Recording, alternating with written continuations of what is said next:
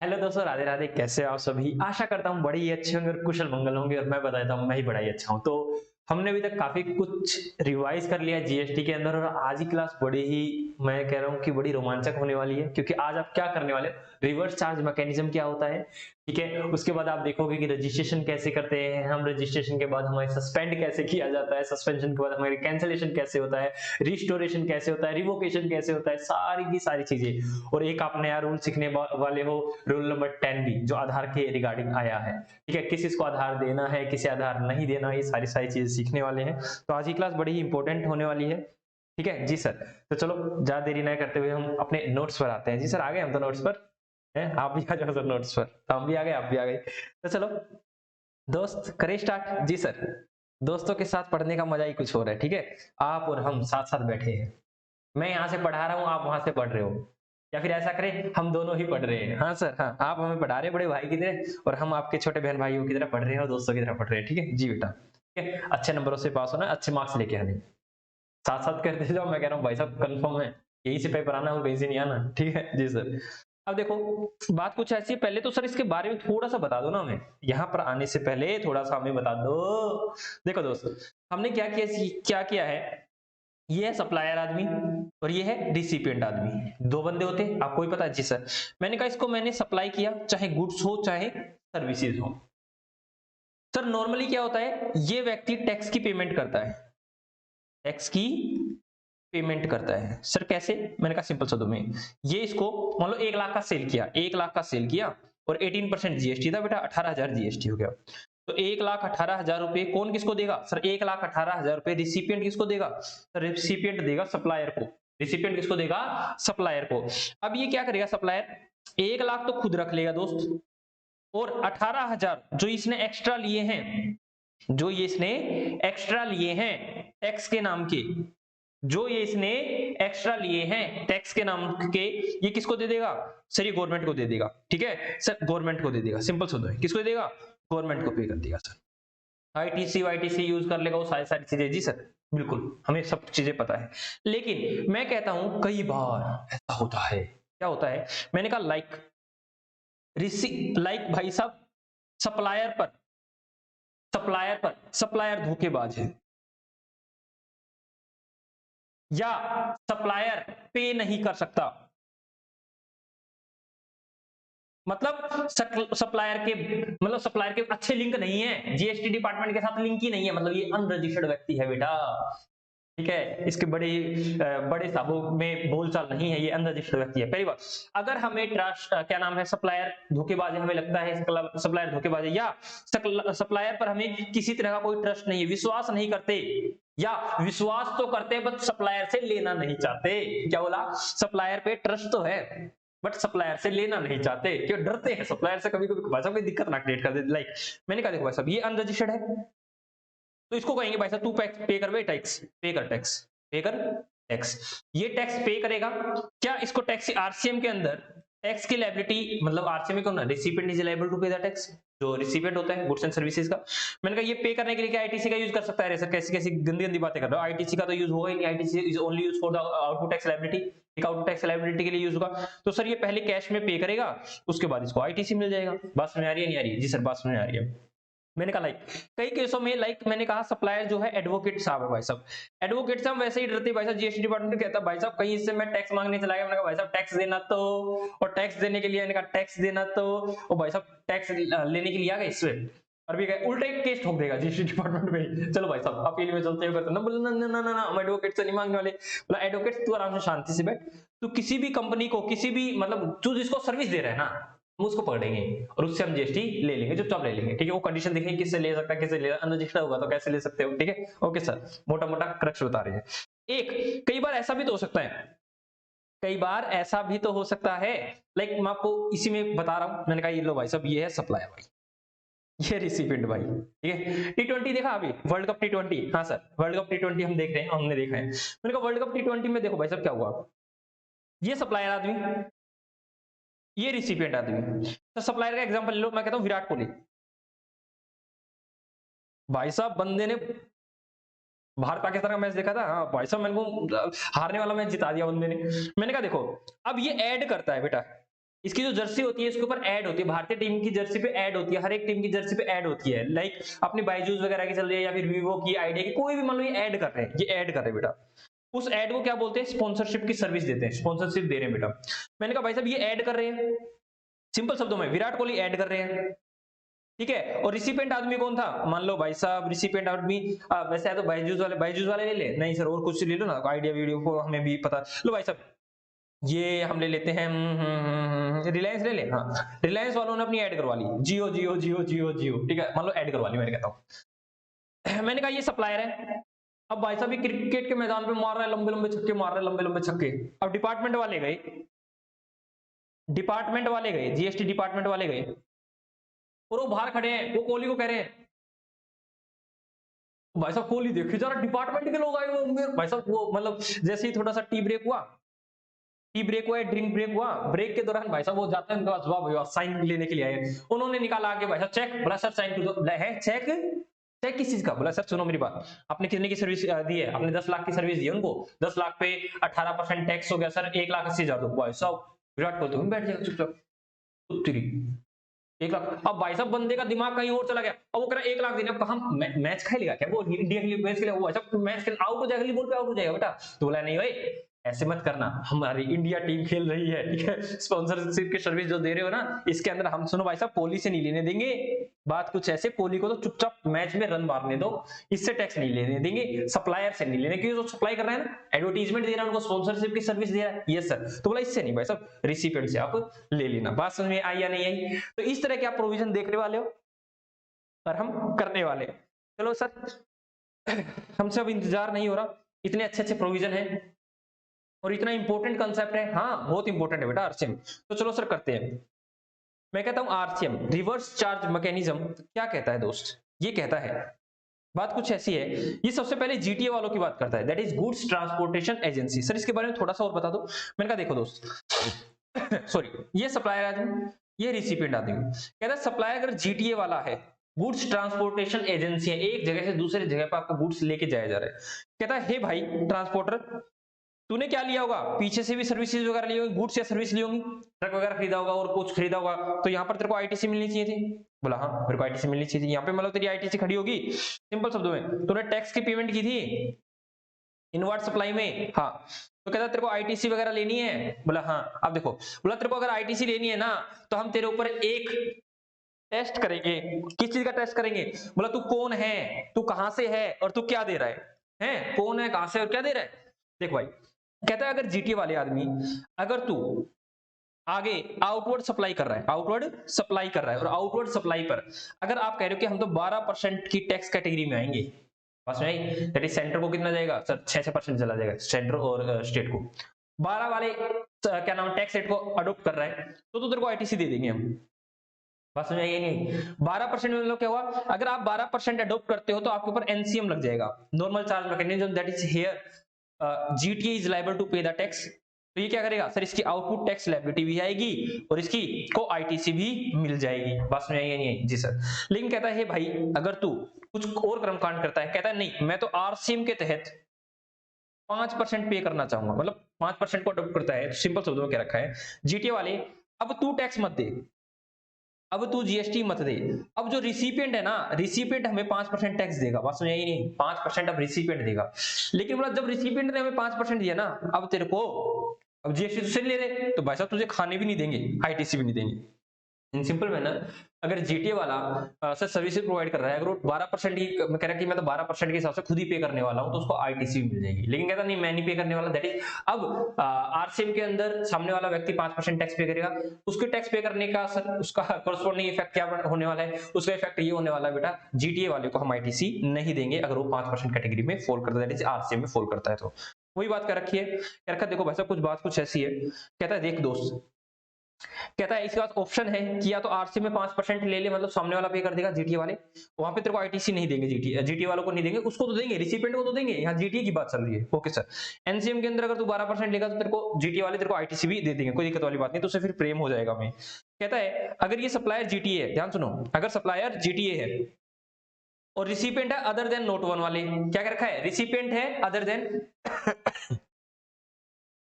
आज थोड़ी सी डस्टिंग के कारण भाई साहब तबीयत हल्की से हल्की डाउन सी हो रही है, डस्टिंग के कारण, ठीक है जी सर। तो मैंने कहा अदर देन नोट वन वाले हैं, कह रखा भाई साहब सुनो, अगर रिसिपेंट भाई ये है, आरसीएम अडॉप्ट कर सकते हो, कोई दिक्कत वाली बात नहीं, सामने वाला recipient is liable to pay tax है, कोई दिक्कत वाली बात नहीं, वो 5% टैक्स पे करेगा और उसको आईटीसी वगैरह मिल जाएगी। लेकिन कहता है भाई साहब तुम्हें तो मिलेगी नहीं, जीटी वाले तुम्हें तो मिलने वाली नहीं। यहाँ पर इस केस में जीटी वाले को क्या आईटीसी मिलेगी, जीटी वाले को क्या आईटीसी मिलेगी सर, कैसी आईटीसी, उसको आईटीसी नहीं मिलेगी, 12% में अगर खुद पे करे तब मिलेगी। कहता है अगर नोट नंबर 1 वाले हैं, नोट नंबर 1 वाले कौन भाई साहब देखना, अब गवर्नमेंट की बात कर रहा है, अगर रिसिपिएंट है government department, local authority, government agency जिन्होंने रजिस्ट्रेशन ले रखा है टीडीएस डिडक्टर के रूप में, ठीक है, गवर्नमेंट वालों को इंक्लूड कर लिया, सिंपल शब्द गवर्नमेंट वाले हैं, तो कहता भाई साहब सुन बे, क्या नाम जीटी वाले, अब गवर्नमेंट नहीं पे करेगी आरसीएम के अंदर, कहता आरसीएम के अंदर तो पे नहीं करेगी, ठीक है, एनसीएम वो अडॉप्ट नहीं कर रहा, आरसीएम लगेगा नहीं, एनसीएम हम ले नहीं रहे, जीटी वाला ले नहीं रहा, क्या भाई साहब जीएसटी नो जीएसटी, बात बाहर निकलो, बात सुनिए, ये नहीं दोबारा रखता हूं, मैं कहता हूं कि अगर जीटी वाला किसी भी व्यक्ति को दे रहा है और कहता है मैं तो 5% वाले फॉलो करूं, that is recipient is liable to pay the tax at the rate of 5%, और जीटीए वाले को आईटीसी नहीं मिलेगी। लेकिन कहता है अगर वो गवर्नमेंट डिपार्टमेंट को दे रहा है, government department like sir government department, local authority, government agencies इनको दे रहा है, और जो जिन्होंने रजिस्ट्रेशन ले रखा है टीडीएस डिडक्टर, तो कहता है भाई साहब बात कुछ ऐसी है, आरसीएम अडॉप्ट कर रहे हो, आप खुद पे नहीं कर रहे हो, सामने वाला पे नहीं करेगा, गवर्नमेंट डिपार्टमेंट पे नहीं करेगा, तो कहते हैं भाई साहब यहाँ पे जीएसटी लगाएंगे ही नहीं, ध्यान रखना जी सर, ध्यान रखेंगे सर, भयंकर ध्यान रखेंगे। अब आगे बात कर रहा है, वही एडवोकेट की बात कर रहा है, कहता है एडवोकेट साहब आपको पकड़े, हाँ एडवोकेट को पकड़ के देखते हैं, कहता है हे एडवोकेट, चाहे आप अकेले हो और चाहे आप किसी फर्म के साथ हो, क्या बोला, चाहे आप अकेले हो, चाहे आप एडवोकेट की फर्म ले रहे हो, आप लीगल सर्विस दे रहे हो, लाइक एडवाइस दे रहे हो, कंसल्टेंसी दे रहे हो, किसको दे रहे हो सर, देखो बात कुछ ऐसी है, आरसीएम लगाने के लिए हमें क्या चाहिए सर, आरसीएम अगर हम लगाएंगे तो आपने पहले ही बताया था, आरसीएम के लिए रिसिपिएंट जो है ना, रिसिपिएंट जो है जीएसटी में रजिस्टर्ड होना चाहिए बेटा।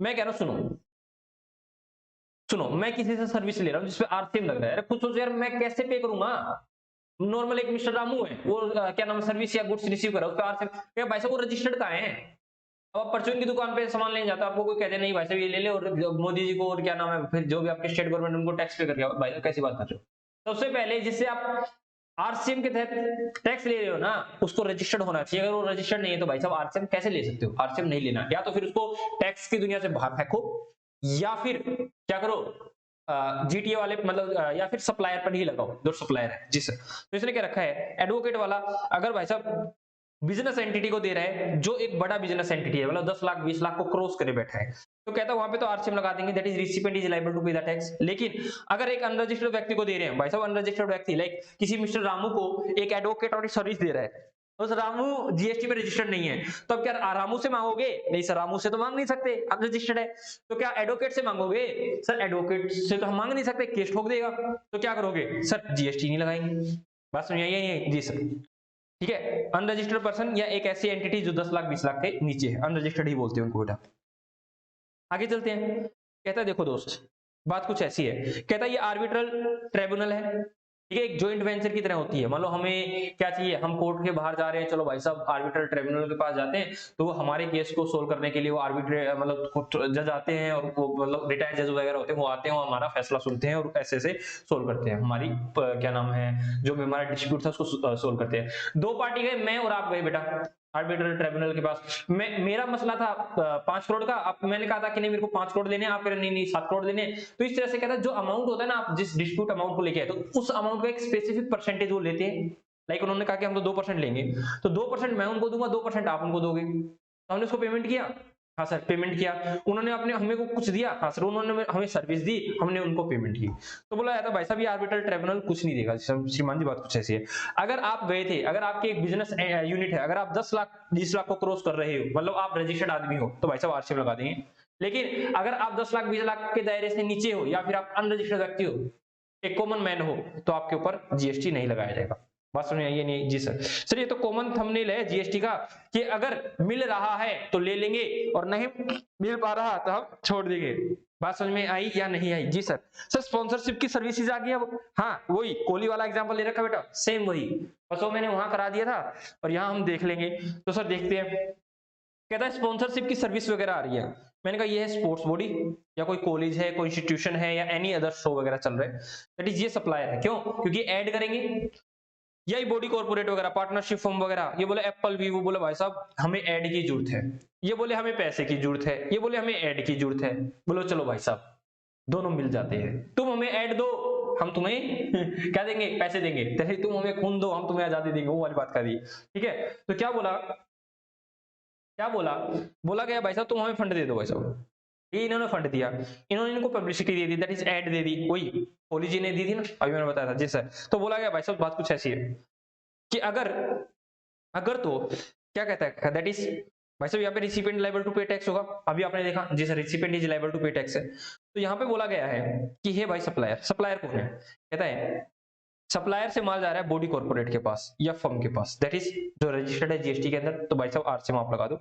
लेकिन कहता है अगर अगर रिसिपिएंट कौन है, अगर रिसिपिएंट कौन है अदर देन बॉडी कॉर्पोरेट और पार्टनरशिप फर्म है, दैट इज भाई साहब छोटे छोटे आदमी है, तो कहता है भाई साहब अब आप पे कर देना, अब आप पे कर देना। बात समझो बेटा, मेरे का स्पॉन्सरशिप की सर्विस दे रहे हो, हालांकि मैंने कहा भाई साहब ये स्पोर्ट बॉडी कॉलेज वगैरह ये खुद बड़े होते हैं, टेंशन ना लो। कहता है आप अगर किसी को सर्विस वगैरह दे रहे हो, आप अगर किसी को सर्विस वगैरह दे रहे हो, बोला जी हाँ जी सर, और आपको पैसे मिल रहे हैं, आप पब्लिसिटी दे रहे हो, कहता है अगर आप बिजनेस एंटिटी हो, दैट कॉर्पोरेट बॉडी हो या पार्टनरशिप फर्म हो, मतलब आप दे सकते हैं जीएसटी, तो भाई साहब आपसे लेंगे। कह रखा है अगर रिसिपिएंट कौन है, सर रिसिपिएंट गरीब आदमी है, तो बोला भाई साहब तो भाई साहब स्कूल कॉलेज आपसे ही ले लेंगे हम, आपके ऊपर एनसीएम लगा देंगे। ठीक है ओके सर, मतलब पहले हमें क्या चाहिए, पहले हमें चाहिए कि रिसिपिएंट दे दे स्पॉन्सरशिप में, अगर रिसिपिएंट दे सकता है टैक्स तो वेरी गुड भाई साहब उससे ले लेंगे, लेकिन रिसिपिएंट आदमी नहीं दे सकता टैक्स, क्यों, क्योंकि रजिस्टर्ड नहीं है, तो आप किससे मांग ले भाई साहब, अब एनसीएम में लगेगा। अब आप भी बड़े आदमी हो, ये भी 10 लाख 20 लाख को क्रॉस कर रहे हैं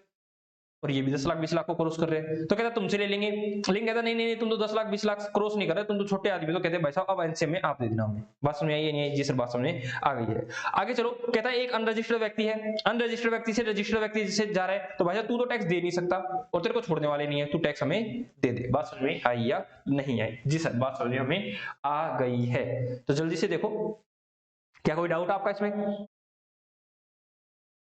क्या आपका कोई डाउट है? सर हमारा डाउट नहीं है, तो क्या आगे चले? हाँ सर आगे चलो, आगे चलो, आगे चलो सर, आगे चलो सर। मैंने कहा चलो भाई आगे चलते हैं। अरे भाई साहब सर ये तो हमें आता है, ये तो हमें आता है, याद आया आपने अंडर कंस्ट्रक्शन। अगर वैसे इमोवेबल प्रॉपर्टी अगर सेल करते हो तो क्या जीएसटी लगेगा? नहीं सर, इमोवेबल प्रॉपर्टी अगर सेल करते हो तो जीएसटी नहीं लगता सर, लेकिन मैंने कहा अंडर कंस्ट्रक्शन सेल करते हो तो लगेगा, हाँ सर तो लगता है, ये वही बात कर रहा है बेटा। ठीक है, लेकिन इसमें छोटा सा तड़का और है, मसाला और है। कहता है FSI that is floor space index, या फिर हम इसको टीडीआर के नाम से जानते हैं, that is transfer development right. Sir ये क्या होता है? मैंने कहा देखो दोस्त, ये है हम, और ये हमारा कंस्ट्रक्टर, मतलब क्या नाम है, बिल्डर कंस्ट्रक्टर, जिसको प्रोमोटर के नाम से बोलेंगे, और ये रजिस्टर व्यक्ति होता है बेटा। ओके सर, मैंने कहा देखो भाई, मैंने इसको कहा कि भाई साहब मेरे पास लैंड है, मेरे पास जमीन है, तू ऐसा कर उस जमीन पे फ्लैट बना, 10 फ्लैट बना, ठीक है, मतलब 10 फ्लोर तक बना, और जैसे ही तू बना देगा तो मैं तेरे को 2 फ्लोर दे दूंगा, बस नहीं 10 फ्लोर बना, 1 2 3 4 5 6 7 8 9 10, तेरे को 2 दे देंगे, ऊपर वाले 2 दे देंगे, नीचे वाले 2 दे देंगे, 2 फ्लोर तेरे और बाकी के बाकी 8 मेरे। बात समझ आई? जी सर। तब मैंने कहा कि भाई इसने मेरे को कंस्ट्रक्शन की सर्विस दे दी है और मैंने इसको कंसिडरेशन दे दिया कि भाई तू कोई दिक्कत वाली बात नहीं, तू ये ले ले। तो मैंने कहा देखो दोस्त, अब मैंने कहा इसके ये भाई साहब 10 फ्लोर बन रहे हैं, have an option to sell the under construction building. मैं कह रहा हूं क्या मैं बिस्ला, मिस्टर बिस्ला क्या अंडर कंस्ट्रक्शन बिल्डिंग को सेल कर सकता है? हाँ कर सकता है, कौन रोकने वाला है? ठीक है, मैंने कहा देखो यहाँ पे 2 ट्रांजैक्शन होगी। नंबर 1, पहली ट्रांजैक्शन मैं सेल कर सकता हूँ, मेरी मर्जी, अंडर कंस्ट्रक्शन को मैं सेल कर सकता हूँ, मतलब इसी के तो 2 फ्लैट नहीं सेल करूंगा, बाकी 8 तो मैं मेरे सेल कर सकता हूँ। Yes sir.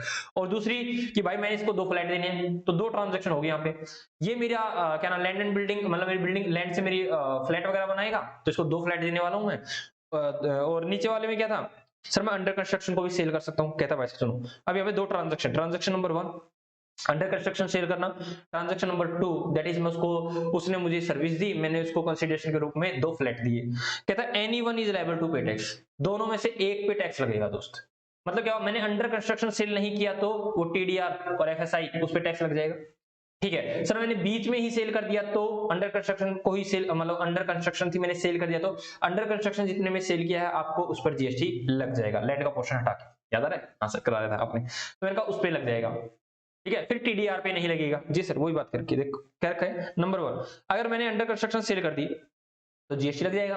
Yes sir. Now mister Bisla is liable to pay tax under NCM and transaction 2 को एग्जाम्प्ट कर देंगे, कहते हैं भाई साहब इस पर टैक्स टैक्स लगेगा ही नहीं। लेकिन मैंने कहा अगर मैंने अंडर कंस्ट्रक्शन सेल नहीं करता, अब एनसीएम की आरसीएम की बात आ जाएगी। तो अब TDR and SI that is वो प्रोमोटर वाला वो कंस्ट्रक्टर आदमी कहेगा लायबल टू पे जीएसटी अंडर आरसीएम। मतलब अब अगर मैं अंडर कंस्ट्रक्शन को सेल नहीं करता हूं तो प्रोमोटर आदमी, सामने वाला कंस्ट्रक्टर आदमी क्या करेगा, आरसीएम के तहत पे करने वाला है क्या सर, जीएसटी। जी सर, कोई दिक्कत वाली बात नहीं। मैंने कहा देखो भाई साहब, मैंने कहा देखो, मैं कहता हूं दोस्त देखो, आप क्या चाहते हो, आप क्या चाहते हो सर, घर की दीवार पे खड़े होके दूसरे पड़ोसी के मकान में, दूसरे पड़ोसी के मकान में क्या नाम है, मैंगो ट्री लगा हुआ है बेटा, आप डेली दीवार पे चढ़ते हो और आम तोड़ के खा जाते हो, बस नहीं, आम तोड़ के खा जाते हो। तो आप क्या चाहते हो, ऐसे ऐसे एक एक दो दो आम को पकड़ा जाए या पूरा पेड़ ही तुम्हारा हो जाए? हाँ सर, हम तो ये चाहेंगे कि हमारा पेड़ हो जाए। ठीक है, तो कितने ही आम खाएं, कैसे भी खाएं, कोई दिक्कत वाली बात नहीं है सर, ये डेली डेली एक एक दो दो तोड़ना हमें पसंद नहीं है। तो भाई साहब जीएसटी वाले भी ऐसे समझदार है, बोलेगा सुन भाई इंश्योरेंस कंपनी, बात सुन, तू है हमारे लिए आम का पेड़ और ये लगे हुए हैं तेरे आम, बहुत सारे इंश्योरेंस एजेंट हैं, अब इतने सारे इंश्योरेंस एजेंट को पकड़ना तो मुश्किल नहीं नामुमकिन है। तो बोला हम तेरे को पकड़ेंगे। हम तेरे को पकड़ेंगे। सर ऐसे कैसे पकड़ा, मतलब सप्लायर कौन था भाई साहब, एजेंट सर्विसेज दे रहे हैं किसको सर, क्या नाम है, इंश्योरेंस कंपनी को, क्योंकि उसके लिए बिजनेस लेके आ रहे हैं। तो बोला गया सुनो यहाँ पर, ये यहाँ देखो आराम समझ आएगा। मैंने कहा देखो ऐसा, ये है इंश्योरेंस एजेंट, ये है इंश्योरेंस कंपनी, ये इनको बिजनेस प्रोवाइड करते हैं, नई नई पॉलिसी दिलाते हैं, ये करवाते हैं वो कराते हैं। तो यहाँ पर ये सप्लायर हो गए और ये रिसिपिएंट हो गए। हाँ सर, इन्होंने इनको सर्विस दी, ठीक है जी सर। मैंने कहा ये इनको कमीशन देंगे, हाँ सर, तो कमीशन पे जीएसटी आएगा, हाँ सर कमीशन पे जीएसटी आएगा, मनी एंड सिक्योरिटी पे नहीं आता, but activity related to the money and security पे जीएसटी आएगा। तो बोला जाता है भाई साहब हम इनको नहीं पकड़ने वाले, आप हमें आरसीएम के तहत टैक्स पे कर देना। ओके सर, क्या रखा, ट्रांजैक्शन लग जाएगा, आरसीएम लग जाएगा। लेकिन कहता है इंश्योरेंस कंपनी, अगर आप डायरेक्ट बिजनेस बेच रहे हो, मतलब डायरेक्ट बिजनेस, मतलब इंश्योरेंस के थ्रू नहीं, डायरेक्ट बिजनेस कर रहे हो, पॉलिसी होल्डर डायरेक्ट आपके पास आया और उसने आपको पेमेंट करी, प्रीमियम दिया और आपने इसको बेनिफिट दिया, क्या आपने उसकी लाइफ को कहा कि हमारी कोई दिक्कत वाली बात नहीं, कल को कुछ दिक्कत हो जाएगी तो हम तेरे को पैसा देंगे। तो कहता है यहाँ पर क्या आरसीएम लगेगा? नहीं सर, यहाँ पे कैसा आरसीएम, यहाँ तो नॉर्मल एनसीएम लगेगा ना सर, नॉर्मल एनसीएम, यहाँ पे ये टैक्स पे करेगा। तो बात की कह रहा है सर, बात यहाँ पर है, बट सर आपने ये क्यों दिखा दी, ऐसे ही दिखा दी भाई, ऐसा मत सोचना कि होल्डर देगा। ठीक है, तो एजेंट और इंश्योरेंस कंपनी के बीच में अगर कोई ट्रांजेक्शन चल रही है, वहां पर इंश्योरेंस कंपनी टैक्स का पेमेंट करेगी बेटा अंडर आरसीएम। जी सर। नीचे कुछ बोला गया है, कहता है the same treatment in case of the recovery agent of the bank. कहता है बैंक में भी अगर कोई रिकवरी एजेंट वगैरह है या फिर एनबीएफसी में रिकवरी एजेंट है या एफआई में कोई रिकवरी एजेंट है जो हमें रिकवरी में हेल्प करवाते हैं, तो वैसा वो तो बहुत सारे रिकवरी होंगे ना, रिकवरी एजेंट होंगे, तो सबको पकड़ना मुमकिन ही नहीं, नामुमकिन है। तो हम किसको पकड़े सर, हम तो आम के पेड़ को पकड़ेंगे। ठीक है, हम तो बैंक को, एफआई को और क्या नाम है, एनबीएफसी को पकड़ लेंगे। आगे कहता है भाई साहब, अच्छे से देखना इसको, क्या मस्त बात कहता है सर, इतनी अच्छी बात कहता है सर, गजब बात कहता है, हैं ऐसे क्या गजब बात कहता है सर, बताना तो। मैंने कहा ये सप्लायर आदमी दोस्त, ये रिसिपिएंट आदमी। सप्लायर आदमी कौन है सर? कहता है म्यूजिक कंपोजर है या फिर फोटोग्राफर है या फिर ऐसे ऐसे और लोग हैं। ठीक है, और रिसिपिएंट कौन है? म्यूजिक कंपनी है या प्रोड्यूसर आदमी है। ये यहाँ पे मैंने नीचे एक एग्जांपल ले रखा है। मैंने कहा भाई साहब इनका कोई एग्जांपल, मैंने कहा भाई साहब actor, actress, music artist etcetera, ये किसको सर्विसेज देते हैं सर? ये सर्विसेज देते हैं म्यूजिक कंपनी को और प्रोड्यूसर को। वो जाते हैं उनके पास और कहते हैं लो भाई साहब एक्टर आया है, एक्ट्रेस आई है, आर्टिस्ट आए हैं, और ये किसको सर्विस दे रहे हैं सर? सर्विस दे रहे हैं ये म्यूजिक कंपनी को दे रहे हैं, गाना गुना गा रहे हैं, या प्रोड्यूसर को दे रहे हैं भाई साहब, फिल्म वगैरह बना रहे हैं। जी सर, ठीक है, कोई मूवी वगैरह बन रही है। तो कहता है यहाँ पर भाई साहब तुम्हें टेंशन ना, तुम्हें नहीं पकड़ेंगे, हम पकड़ लेंगे प्रोड्यूसर को, ठीक है, और क्या नाम है म्यूजिक कंपनी को, इनसे हम टैक्स ले लेंगे। लेकिन आगे चलिए, लेकिन आगे चलिए सर, आगे क्या है, आगे सुनिए, आगे बहुत बड़ी बात है। कहता है आगे एक चीज और बता रखी है, ये बात करता है ऑथर की और पब्लिशर की, ऑथर की और पब्लिशर की। मैंने किताब लिखी और पब्लिशर को कहा ले भाई पब्लिशर पब्लिश कर दे, मोटे पैसे कमा और मेरे को मेरी रॉयल्टी दे दे। तो मतलब क्या केस हुआ सर इसमें? मैंने कहा देखो एग्जांपल समझो। मैंने कहा ये है मिस्टर बिस्ला, मैंने बुक लिखी बेटा बिस्ला गारमेंट्स, इसमें मैंने बताया कि बिजनेस कैसे रन करते हैं, गारमेंट्स का बिजनेस कैसे रन करते हैं। मैंने उनको बेटा मैंने एक किताब लिख डाली। अब पब्लिशर आदमी है, ये रिसिपिएंट है क्योंकि मैंने किताब लिखी थी और मैंने इसको दिया, मैंने कहा ले खूब बेच। तो मैंने इसको, मैं सप्लायर हूँ, ये रिसिपिएंट है। ये नीचे बुक्स बेचे जा रहा है, बेचे जा रहा है, बेचे जा रहा है, और मेरे को क्या पे कर रहा है, रॉयल्टी पे कर रहा है, एक रॉयल्टी का अमाउंट पे कर रहा है। कहता है इट इज अ सर्विस, हाँ सर्विस है सर, मैंने उसको बुक दी और वो आगे बेचे जा रहा है, बेचे जा रहा है, बेचे जा रहा है, उसने मेरे को पेमेंट कर दी रॉयल्टी के रूप में। तो कहता है भाई साहब तुमसे नहीं लेंगे, तुमसे जीएसटी नहीं लेंगे, जीएसटी तुमसे ले लेंगे दोस्त, जीएसटी तुमसे ले लेंगे अंडर आरसीएम। बट एक बात देखो, ध्यान सुना, ये बात थोड़ी सी इंपॉर्टेंट है सर, इंपॉर्टेंट है हाँ। क्या देगा, हैशटैग अप्लाई एफसीएम या एनसीएम, कहता है भाई साहब ऑथर से भी ले लेंगे, ऑथर से भी टैक्स ले लेंगे, एनसीएम भी लगा देंगे, मगर कब, इफ, पहली बात mister Bisla that is author taken a registration, मतलब रविंद्र बिस्ला के पास जीएसटी नंबर होना चाहिए, पहली कंडीशन। दूसरी condition, declare that he exercise the option to pay the GST, भाई साहब पहली बात जीएसटी होना चाहिए, उसको खुद डिक्लेयर करे कि मैं टैक्स पे करूंगा, ऑथर क्या नाम, पब्लिशर टैक्स पे नहीं करेगा। जी सर, दो कंडीशन का तो हमें पता चल गया। सर तीसरी कंडीशन क्या है, कहता है जो ये आपने ऑप्ट किया है ना दोस्त, ये कम से कम, कहता है कम से कम 1 साल तक आपको मनाही नहीं करनी कि मैं जा रहा हूं। मतलब क्या हुआ, and shall not withdraw the option for a period of 1 year from the date of the exercise of the option, option जिस दिन आपने एक्सरसाइज किया मैं पे करूंगा, मैं चौधरी बनूंगा, तो भाई साहब चौधरी कम से कम 1 साल के लिए बने रहना। ठीक है, ओके सर। तो मतलब क्या हुआ सर, आमतौर पर पब्लिशर ही टैक्स पे करेगा आरसीएम के अंदर, और ऑथर नहीं पे करेगा, लेकिन ऑथर पे कर सकता है सर अगर वो पहली बार रजिस्टर्ड आदमी है, दूसरी बात वो कहता है कि हाँ मैं टैक्स पे करूंगा, और कहने के बाद वो 1 साल तक उसको रखने वाला है, 1 साल तक उसको कहेगा कि हाँ मैं इस ऑप्शन को विड्रॉ नहीं करूंगा सर। जी सर, विड्रॉ अलाउड नहीं है। आए कहता है एक बार ये देखना, कहता है ये है सप्लायर, ये रिसिपिएंट, रिसिपिएंट है आरबीआई, ये रिजर्व बैंक ऑफ इंडिया, और ये है एक कमेटी जिसको, एक कमेटी मतलब कमेटी क्या होगी sir, member of the overseas committee constituted by the RBI, RBI ने एक कमेटी बनाई जिसके मेंबर है, ठीक है, जिसको बोलते हैं ओवरसीज कमेटी। क्या बोलते हैं बेटा, ओवरसीज कमेटी बोलते हैं। ओवरसीज कमेटी के ओवरसीज कमेटी क्या करती है, आरबीआई को सर्विस देती है, और आरबीआई आगे सर्विस देता है, ठीक है, किसको, लोकल बैंक को देता है सर। तो लोकल बैंक को अगर आरबीआई सर्विस वगैरह देता है तो इसमें क्या रहता है, मैंने कहा देखो दोस्त ऐसे रहता है, मैंने कहा ये ओवरसीज कमेटी, ये है आरबीआई, सर इसको किसने बनाया, आरबीआई नहीं बनाया, ये सप्लायर है, ये रिसिपिएंट है। तो कहता है इसके अंदर जीएसटी लगना चाहिए, जीएसटी लगना चाहिए, मतलब आरसीएम के अंदर लगेगा, सिंपल होगा। अगर ओवरसीज कमेटी आरबीआई को कोई सर्विस दे रही है तो इस पे आरसीएम लग जाएगा, आरएसीएम लग जाएगा, हालांकि यहाँ पे बेटा होना नहीं चाहिए, जीएसटी पर क्या करें, ओवरसीज कमेटी अगर आरबीआई को कोई सर्विस दे रही है तो उस पे आरसीएम लग जाएगा। सर कैसी सर्विस दे सकती है, मैंने कहा देखो दोस्त, आरबीआई जो है आगे बैंक, बैंक वगैरह लोन देते हैं, है ना, ये सर लोन वगैरह देते हैं। तो क्या कर, लोन जब आप दे रहे हो, अगर कोई लोन स्पेसिफिक अमाउंट को क्रॉस कर जाता है, लेट अस सी कि अगर लोन की वैल्यू जो है 500 करोड़ से ज्यादा है, आप किसी भी व्यक्ति को 500 करोड़ या किसी कंपनी को 500 करोड़ से ज्यादा का लोन दे रहे हो, तो आरबीआई क्या करेगी, आरबीआई क्या करेगी सर, आरबीआई चेक करने आएगी कि हाँ लोन दिया जा रहा है वो ठीक ठाक दिया जा रहा है, उसकी क्रेडिट रेटिंग सबसे चेक कर लिया है नहीं कर लिया, वो पेमेंट कर देगा या नहीं कर देगा, उसके लिए। तो उसके लिए क्या रखा है, जो आप अप्रूवल दोगे ना, तो आप क्या करोगे, अप्रूवल से पैसे ले स्पेशलिस्ट हायर करोगे, कहां से, ओवरसीज कमेटी से। तो अब आरबीआई ने इसकी सर्विस ली, यस सर ली, तो अब आरबीआई ने ओवरसीज कमेटी की सर्विस ली है तो उस पर क्या लगेगा, क्या ओवरसीज कमेटी टैक्स पे करेगा, नहीं sir, RBI under RCM tax पे करेगा। जी सर, आगे चलिए सर, मैं कहा चलो भाई साहब आगे चलते हैं। आगे कहता है कि डायरेक्ट सेलिंग एजेंट, क्या बात कर रखा है, डायरेक्ट सेलिंग एजेंट या फिर direct selling agent other than body corporate and partnership firm and LLP. Sir ये क्या कहता है, देखो दोस्त आराम से सुनो, मैंने कहा ये इंडिविजुअल, डायरेक्ट सेलिंग एजेंट का मतलब जो हमें बिजनेस दे रहा है, डायरेक्ट सेलिंग का मतलब क्या होता है, ऐसा व्यक्ति जो हमें बिजनेस दे रहा है, ऐसा व्यक्ति जो हमें बिजनेस दे रहा है। सर बिजनेस कौन दे रहा है, सर बिजनेस कौन देगा, सर देखो भाई साहब बिजनेस कैसे आ सकता है, मैंने कहा देखो इंडिविजुअल आया, इंडिविजुअल कोई भी इंडिविजुअल, लाइक मैं चला गया, मैंने कहा मैं गया बैंक, एफआई और एनबीएफसी के पास, मैंने कहा लो भाई साहब हम तुम्हें बिजनेस देते हैं, हम तुम्हें कस्टमर देते हैं, हम तुम्हारी हेल्प करवाते हैं, लोन दिलाते हैं, ये करवाते हैं।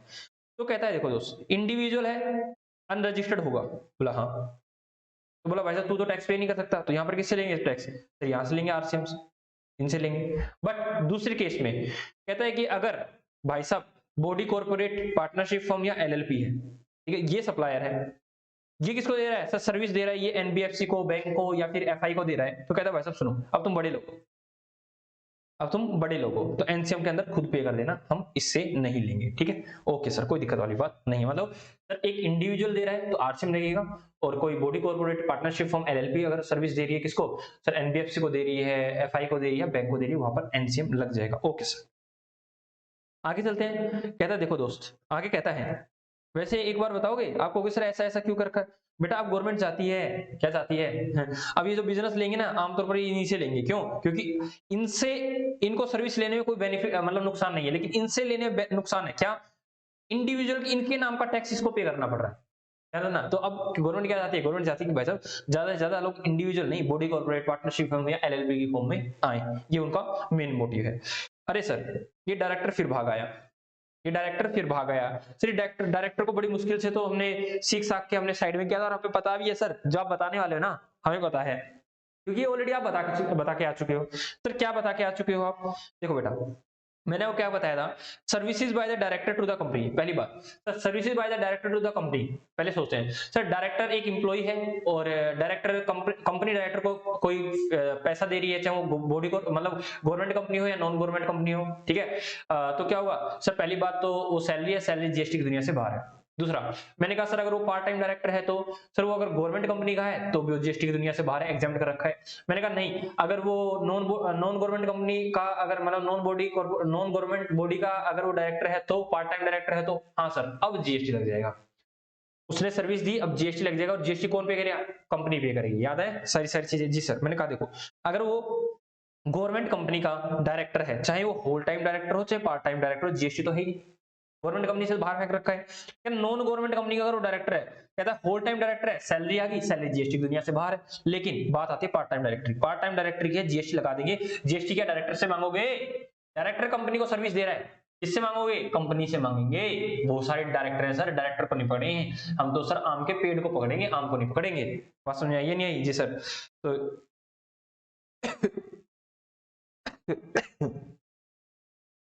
तो हम सर डायरेक्टर को पकड़ेंगे सर, सॉरी डायरेक्टर को नहीं सर, कंपनी को पकड़ेंगे हम तो, आम के पेड़ को पकड़ेंगे, हमको नहीं पकड़ने वाले। आगे चलते हैं। आगे कहता है भाई, मैंने वही एग्जांपल दे रखा नीचे, अगर आप देख पा रहे हो। ये सर हम तो देख पा रहे हैं, कोई दिक्कत वाली बात नहीं है। मैंने कहा सर डायरेक्टर है, नॉन गवर्नमेंट बॉडी का सर्विसेज दे रहा है, ठीक है, कंपनी को, बॉडी कॉर्पोरेट को, और पेमेंट रिसीव कर रहा है, और यहाँ पे आरसीएफ लग जाएगा, तो कौन ये पे करेगा? Sir GST. ओके सर, आगे चलते हैं। आगे चलते हैं। मैं 1 मिनट आपको ब्रेक देता हूँ बेटा, 1 मिनट ब्रेक देता हूँ, जस्ट अ सेकेंड।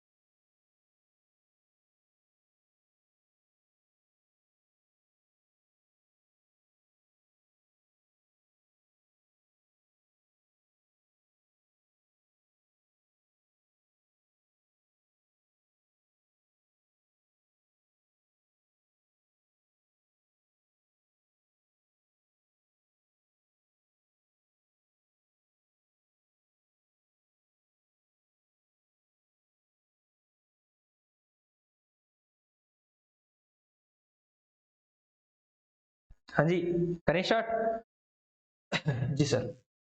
थोड़ी तबीयत डाउन है बेटा, मेडिसिन मतलब दवाई लेके आया हूँ, देखते हैं आराम हो जाएगा तो ठीक है। सर बाद में कर लेना। नहीं बेटा, फिर मैं कुछ दिनों के लिए बाहर जा रहा हूँ, इसलिए मैं अभी आप लोगों के लिए रिकॉर्ड कर रहा हूँ। ये 2-3 दिन मेरे को बाहर रहना है, वो हम आपकी रिकॉर्ड नहीं कर पाऊंगा, तो मैं नहीं चाहता कि आपकी क्लास का डेफरमेंट हो। सर देखो इसमें क्या है, मैंने कहा इसमें तो बहुत सा भयंकर कंसेप्ट है सर, ऐसा है? मैंने कहा बिल्कुल। मैंने कहा गवर्नमेंट, गवर्नमेंट भाई बच जाएगी, है ना? गवर्नमेंट कंपनी बड़ी मतलब गवर्नमेंट जो है बड़ी शानी है। या तो कहीं हम अगर सर्विसेज दे रहे हैं उसमें आरसीएम लगा दो, या हमें एग्जेम्प्ट कर दो। वो भाई साहब आमतौर पर वो एनसीएम तो बहुत कम है, रेयर है, मजबूरी है तब देगी। सर क्या हुआ? मैंने कहा देखो, अगर सप्लायर है government, central government, state government, union territory, local authority, और रिसिपेंट है कोई भी व्यक्ति, कोई भी पर्सन, ये कहता है central government, state government, local authority, या फिर मतलब यूनियन टेरिटरी या फिर लोकल अथॉरिटी है, वो सर्विसेज दे रही है किसको?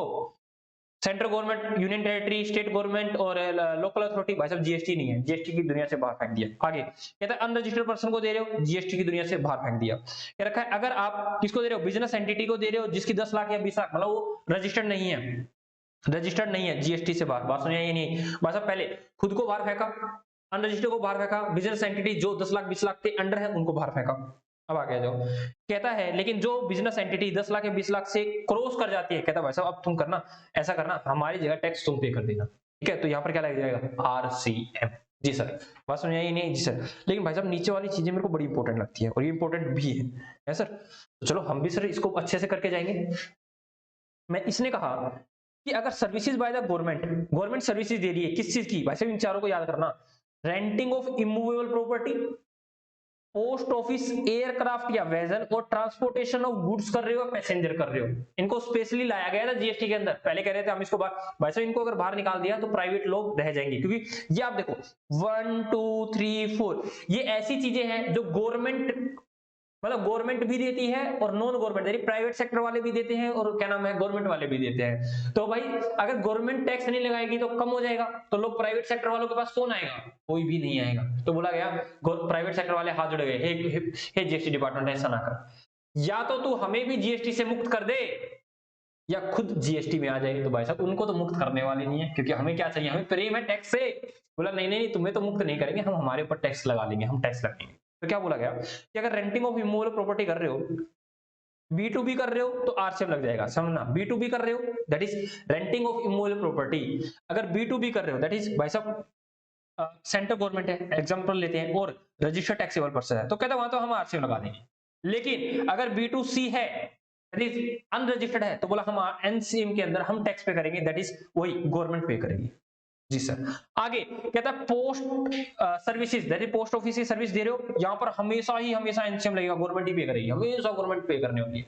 बट कहता है कि गवर्नमेंट अगर गवर्नमेंट को दे रही है, सप्लायर एंड रिसिपिएंट भी गवर्नमेंट है, मतलब सप्लायर भी गवर्नमेंट है, रिसिपिएंट भी गवर्नमेंट है, तो भाई साहब गवर्नमेंट से क्यों टैक्स ले रहे हो, बोला वहां पे हम क्या करेंगे, हम वहां जीएसटी नहीं लगाएंगे। ओके सर, कोई दिक्कत वाली बात नहीं है। क्या एयरक्राफ्ट या वेजल या फिर ट्रांसपोर्टेशन ऑफ गुड्स और सर्विसेज वगैरह कर रहे हैं, तो कहते हैं भाई साहब कोई दिक्कत वाली बात नहीं, हम हमेशा ही एनसीएम लगा के चलेंगे, ठीक है। That is postage, aircraft, vessel and transportation हमेशा ही एनसीएम लगेगा, आरसीएम नहीं लगेगा। आरसीएम कहां लग सकता है सर, इमूवेबल प्रॉपर्टी को अगर आप लेट आउट कर रहे हो, सर्विसेज वगैरह दे रहे हो, B2B दे रहे हो, तो सर सामने वाला आरसीएम के तहत पे करेगा। अदर आप अनरजिस्टर्ड को दे रहे हो तो सर गवर्नमेंट को खुद पे करना पड़ेगा।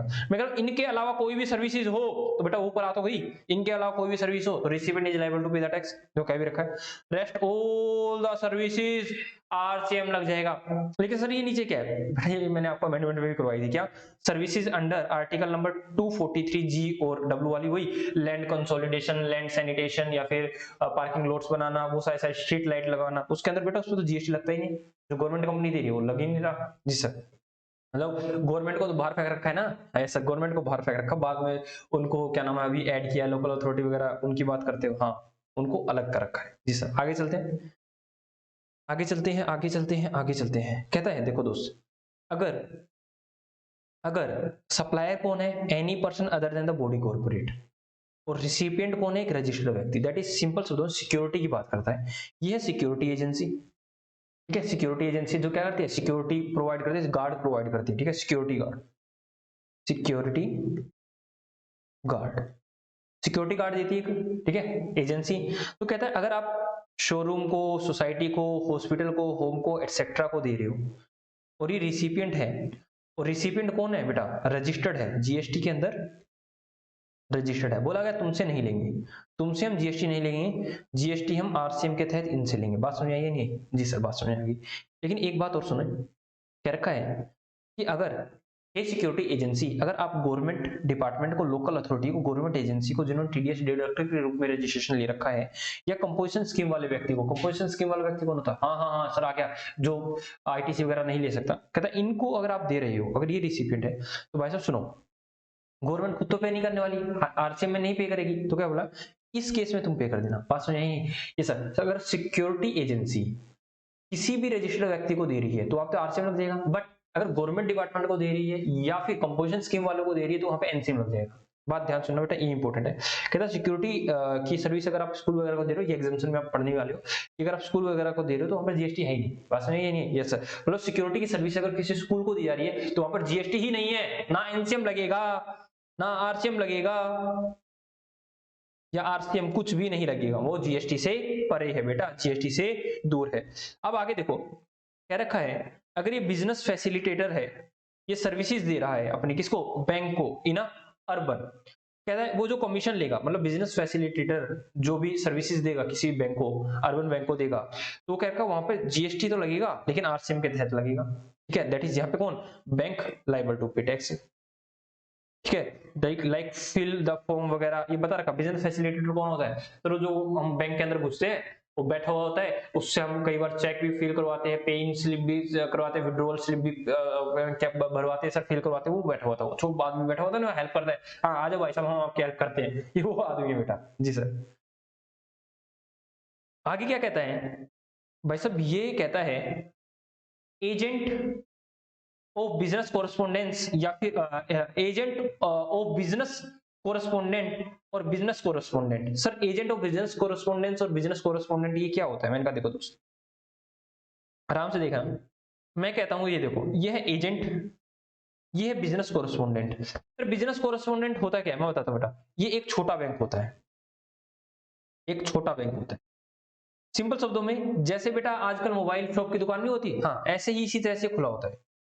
ऊपर लिख लेता है, मैंने एक एसबीआई का देख रखा बेटा, पास में बहुत बार देखता हूँ एसबीआई का, तो उसने क्या रखा ऊपर लिखा एसबीआई, एसबीआई सारी सर्विस लेते हैं, पैसा जमा भी डिपॉजिट भी होता है, विड्रॉ वगैरह भी सब करते हैं, सारी सर्विस देते हैं, लेकिन वो बैंक नहीं है, नॉर्मल व्यक्ति बैठा हुआ वो सारी फैसिलिटी देता है, वो मतलब बैंक की फैसिलिटी देता है, बैंक के बिहाफ पर फैसिलिटी देता है, बैंक की सारी फैसिलिटी देता है, नॉर्मल डिपॉजिट एंड विड्रॉ की।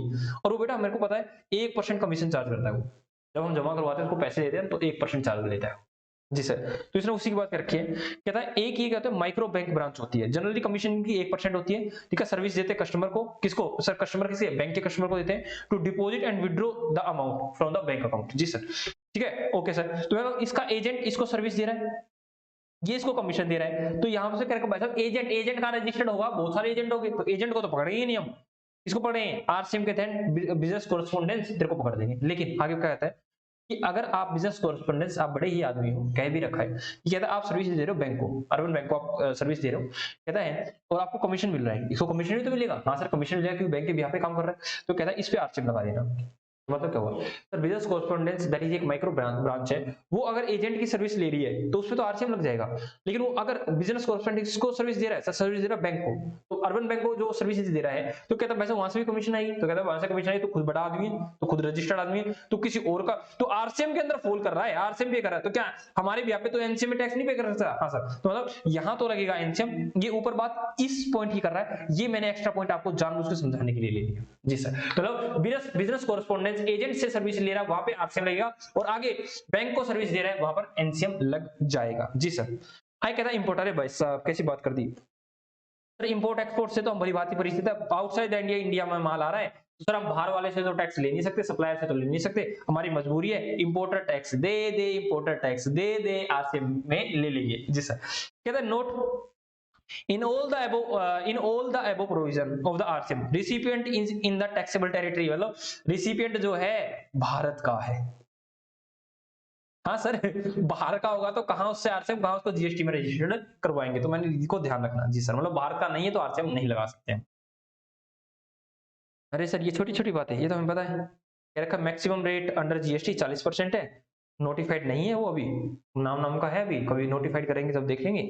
When president give the consent for the compensation to the state under GST, compensation के लिए कंसेंट कब दी गई थी याद कर लेना इस डेट को सर, 12/4/2017, दैट इज 12 अप्रैल, अप्रैल है बेटा जुलाई नहीं है, अप्रैल 2017 को कंसेंट दी थी। जय जय श्री राधे, इसको पढ़ो, ये ऑलरेडी आपने कर रखा है, लेकिन इसमें कुछ चीजें हैं जो इंपॉर्टेंट है। ठीक है, कुछ चीजें ही इंपॉर्टेंट है, क्या क्या इंपॉर्टेंट है सर, देखो सबसे पहली बात क्या, रिफंड ऑफ टैक्स, क्या रिफंड मिल सकता है आपको, हाँ रिफंड मिल सकता है सर, मतलब हम सारी टैक्स, मतलब हमारे पास जो इनवर्ड सप्लाई है वो टैक्सेबल है, और जो आउटवर्ड सप्लाई है सारी हम एक्सपोर्ट कर रहे हैं, ठीक है, तो हमें क्या होगा, रिफंड मिल जाएगा। इनवर्ड तो हमारी 18% से है, और आउटवर्ड हमारी कम से, हम लोग 12 से या 5 से, तो भी आमतौर पर हमारा रिफंड बन जाएगा। तो बहुत सारे केसेस जिसमें हमारा रिफंड बन सकता है। चलो देखते हैं रिफंड में क्या क्या चीजें आती है। कहते हैं रिफंड जब बनता है, ये अभी तक हमें यही पता था रेलिवेंट डेट, अभी भी हम पहले भी रेलिवेंट डेट पढ़ के आए थे, लेकिन रेलिवेंट डेट होती क्या है वो यहाँ पढ़ने वाले हैं। कहता है application within 2 year from the relevant date, ओ भाई साहब रेलिवेंट डेट के अंदर मतलब RFD 01 में डाल देना, एप्लीकेशन डाल देना, आपको रिफंड दे देंगे। कहता है नो रिफंड, रिफंड नहीं देंगे भाई साहब, रिफंड नहीं देंगे। कब? अगर आपका 1000 से कम है, मतलब 1000 है तो रिफंड दे देंगे 99.9 ये दे दिए भाई साहब refund. No refund, no means no होता है, ठीक है जी सर। मतलब 999 और लेस होगा तो रिफंड के लिए मत आ जाना यार, ये चुल्लू मुल्लू पैसे के लिए रिफंड मत मांगना, छोड़ देना, इतने इधर छोड़ देना, कोई दिक्कत वाली बात नहीं है। कहता है आपने जब रिफंड की एप्लीकेशन डाली ना तो 60 दिन के अंदर, 60 दिन के अंदर आपको पास पैसे मिल जाएंगे। पैसे नहीं मिलते 60 दिन के अंदर आपको तो 61वें दिन से आपको 6% ब्याज मिलने लग जाएगा। लेकिन अगर आपको रिफंड मिल रहा है, कोई अपील वगैरह में गए थे, कोर्ट कचहरी में गए थे, वहां से आपको रिफंड मिल रहा है, तो कहता है भाई साहब अगर आपने 60 दिन के अंदर टाइम पे पैसा नहीं दिया ना तो फिर 9% लगेगा। फिर ये 6% किसमें तब्दील हो जाएगा? 9% में तब्दील हो जाएगा। मतलब किसी कोर्ट वगैरह ने ऑर्डर वगैरह दिए, टाइम पे फिर भी पेमेंट नहीं कर रहे हो तो भाई साहब 9% लगाएंगे, ठीक है। नॉर्मल केस में 6%, कोर्ट कचहरी आ जाती है बीच में तो 9%। आगे कहता है कुछ चीज पढ़े, हाँ सर कुछ चीज पढ़ो, पहले इसको पढ़ते हैं फिर ऊपर पढ़ते हैं। कहता है इफ क्लेम जो है एक्सीड कर जाए 2 लाख से, ठीक है, एक्सीड कर जाए 2 लाख से, आप रिफंड ले रहे हो 2 लाख से ज्यादा है तो सर्टिफिकेट लिया ना बेटा सीए या फिर सीएमए से, ठीक है, सर्टिफिकेट लिया ना सीए या सीएमए से, तब हम आपको रिफंड देंगे। अब एक बात कहता है पहले इसको पढ़ें या समझाएं? Sir proper officer says amount refundable not credited to the applicant, then उसको कहां ट्रांसफर कर देंगे? सर कंज्यूमर वेलफेयर फंड में। अब भाई साहब देखो बात कुछ ऐसी है, ये है सप्लायर आदमी, ये है रिसिपेंट आदमी। कौन सप्लायर है कौन रिसिपेंट है? सर अब हमें भली भांति परिचित है कौन सप्लायर आदमी है कौन रिसिपेंट आदमी है, भली भांति परिचित है सर। मैंने कहा देखो भाई, इसने कहा भाई साहब ये आ गया आपके पास, ध्यान सुनना, ये आ गया, ठीक है। इसने कह दिया भाई साहब इसका एक रिफंड बनता था, सिंपल शब्दों में। ये भाई साहब सप्लायर एंड रिसिपेंट, यू क्या सप्लायर और यू क्या रिसिपेंट। मैंने कहा सर यहां से मेरी रिसिपेंट के पास इनवर्ड सप्लाई होंगी,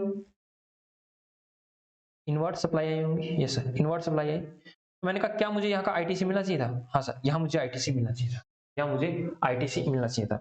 अब देखो ये कहता है भाई साहब आईटीसी मिलना चाहिए था, देखो अब कहता है भाई साहब तुमने आगे सेल कर दिया, तुमने आगे सप्लाई कर दी, फर्दर सप्लाई कर दी, बात सुना आराम से, फर्दर सप्लाई कर दी, ठीक है। ध्यान सुनो, ये तुम्हें मिलना चाहिए था, ये तुम्हें मिलना चाहिए था, रिफंड मिलना चाहिए था। बट भाई साहब हमें ये ज्ञात हुआ है कि आगे आपने कंज्यूमर वगैरह को या फिर आगे जो भी आपने सेल किया ना वहां से आपने इसको कलेक्ट कर लिया है। क्या कर लिया है? कलेक्ट कर लिया है। तो सिंपल से दो भाई तेरा नुकसान क्या हुआ, तेरा नुकसान क्या हुआ है? सिंपल से दो जो तेरे ऊपर बर्डन डाला गया था, इन सिंपल मैनर जो तुझसे बर्डन, मतलब मान लो यहां से एक्स्ट्रा टैक्स ले लिया, एक्स्ट्रा टैक्स ले लिया, सिंपल से ध्यान सुना, एक्स्ट्रा टैक्स ले लिया, एक्स्ट्रा टैक्स ले लिया। एक्स्ट्रा टैक्स लेने के बाद भाई साहब तूने ये एक्स्ट्रा टैक्स की कलेक्शन किससे कर ली? सामने वाले बंदे से कर ली, कंज्यूमर से कर लिया तुमने, ठीक है। पार्टी को तूने महंगा बेच के कर लिया है, ठीक है, बस नहीं, पार्टी से तूने महंगा बेच के कलेक्शन कर लिया, कोई दिक्कत वाली बात नहीं। कहता भाई साहब अब तेरे को हम आईटीसी नहीं देने वाले, अब तेरे को आईटीसी का तेरे को रिफंड क्यों देंगे भाई? तू तो अपना कोटा पूरा कर चुका है कंज्यूमर से लेके। तो कहेगा भाई साहब अभी जो रिफंड आना था ना, जो तेरा रिफंड बनता था वो हम तुझे नहीं देंगे, हम अल्टीमेट कंज्यूमर को ही देंगे। तो हम consumer welfare fund, welfare fund, ठीक है सर, कंज्यूमर वेलफेयर फंड में पैसा ट्रांसफर कर देंगे। बात सुन आई है नहीं? जी सर बात सुन आई। तो वही कहता है proper officer says that amount refundable not credit to the applicant, applicant को भाई साहब वो रिफंड नहीं देना चाहिए क्यों? किसी कारणवश, क्योंकि उसने सामने वाले कंज्यूमर से वो पैसा वसूल कर लिया है। तो कहता है भाई साहब कंज्यूमर वेलफेयर फंड में वो पैसा ट्रांसफर कर देंगे। जी सर। कहता अब रेलिवेंट डेट कब होगी, मतलब 2 साल कहां से? कहता भाई सुनो भाई साहब 2 साल कहां से, अच्छे समझना बेटा, इसको एग्जाम में आने के चांसेस हैं। कहता है रेलिवेंट डेट, अगर आपने गुड्स को एक्सपोर्ट किया है, अगर आपने गुड्स को एक्सपोर्ट किया, एक्सपोर्ट करेंगे तभी तो, मतलब भाई पीछे तो टैक्सेबल थी, एक्सपोर्ट किया तो एक्सपोर्ट में टैक्स नहीं है तो हम क्या लेंगे? रिफंड मांगेंगे। कहता है एक्सपोर्ट कर रहे हो तो जब आप बाय एयर या बाय सी कर रहे हो, ठीक है, हवा या पानी के द्वारा कर रहे हो, तो कह रहा है when the date when leave India, अगर वो इंडिया को जिस दिन छोड़ के चला जाता है ना उस दिन से आप 2 साल के अंदर क्लेम करने आ जाना। कहता भाई लैंड रूट जा रहे हो तो भाई साहब जब हमें क्रॉस कर जाता है बैरियर को, दैट इज हमारी भारतवर्ष को क्रॉस करके चला जाता है, उस दिन से आप 60 दिन के अंदर, सॉरी 2 साल के अंदर आ जाना। कहता बाय पोस्ट अगर कर रहे हो, बाय पोस्ट आपने गुड्स या सर्विसेज, मतलब गुड्स को दिया है, गुड्स को आपने बाय पोस्ट अगर आपने आउटसाइड इंडिया भेजा है तो कहता है dispatch of the goods by the post office, और पोस्ट ऑफिस ने डिस्पैच कर दिया ना, आउटसाइड इंडिया की बात नहीं कर रहा, डिस्पैच करते ही वहां से 2 साल। Okay sir. अब बात करता है एसईजेड की। एसईजेड को आप क्या मानते हो? सर एसईजेड को जब हम सेल करते हैं, सप्लाई करते हैं, उसको डीम्ड एक्सपोर्ट माना जाता है, हालांकि वो इंडिया में ही है, हालांकि वो सेम यूनियन टेरिटरी या फिर स्टेट में ही है, बट हम उसको फिर भी क्या मानने वाले हैं, उसको मानने वाले हैं डीम्ड एक्सपोर्ट, मान लो हमने एक्सपोर्ट किया है। तो यहाँ पर भी बेटा वही सारे बेनिफिट मिलने वाले हैं। तो क्या कहता है, आप SEZ को दे रहे हो या SEZ डेवलपर को दे रहे हो, when return was file, that is हम जब टैक्स पे करते हैं ना उसके कंटेक्स्ट में, तब आपको उसके 2 साल के अंदर आप रिफंड क्लेम कर सकते हो। आगे चलते हैं, एक्सपोर्ट ऑफ सर्विस की बात करें तो कहता है एक्सपोर्ट ऑफ सर्विस, सुनो भाई साहब यह बड़े ही प्रेमदायक है। कहता है रिफंड हम तुम्हें लेट देंगे, टाइम ऑफ सप्लाई हमेशा पहले करेंगे, रिफंड हमेशा लेट देंगे। कहता है नंबर 1, कहता है अगर सर्विस परफॉर्म करिए, अगर आपने सर्विस यहां कंप्लीट करी, कंप्लीटेड कर दिया आपने मान लो 2 अप्रैल 2022 को, ठीक है, और आपको पेमेंट मिली है 15/4/2022 को, बोला रिफंड भाई साहब, ठीक है, रिफंड के लिए बेटा आप इनमें से विच इज लेटर पकड़ो। तो कहता है भाई साहब लेटर कौन सा है, बोला भाई लेटर ये है। तो बोले यहाँ से 2 साल के अंदर, कोई दिक्कत वाली बात नहीं है, मांग लो हम तुम्हें दे देंगे, टेंशन ना लो, यहाँ से नहीं देंगे, यहाँ से मांगो, आराम से मांगो, कोई दिक्कत वाली बात नहीं है। मतलब हम पर एहसान कर दिया, हम पर सर भाई साहब GST डिपार्टमेंट बड़ा खुश है, कहता कोई दिक्कत वाली बात, लेट के अंदर 2 साल, क्योंकि भाई साहब हम चाहते हैं कि 2 साल ये हमारा 2 साल से भी ज्यादा समय मिले ताकि हम अपना रिफंड क्लेम कर ले, वगैरह कोई दिक्कत वाली, लेट वाले में ले लिया। लेकिन कहता है और कहता है पेमेंट मिल रही है आपको 15/4/2022 को, ठीक है, और आपको बता रखा है कि आपने इनवॉइस दिया 20/4/2022 को, बोला कोई बात नहीं अब भी लेटर, ठीक है, अब भी लेटर की बात करेगा, कोई दिक्कत वाली बात नहीं, मतलब यहां पर आ जाएंगे, ऊपर पढ़ाओ। कहता है इनवॉइस की बात कर रहे हो, कहता है services completed prior to the receipt of the payment, that is payment late,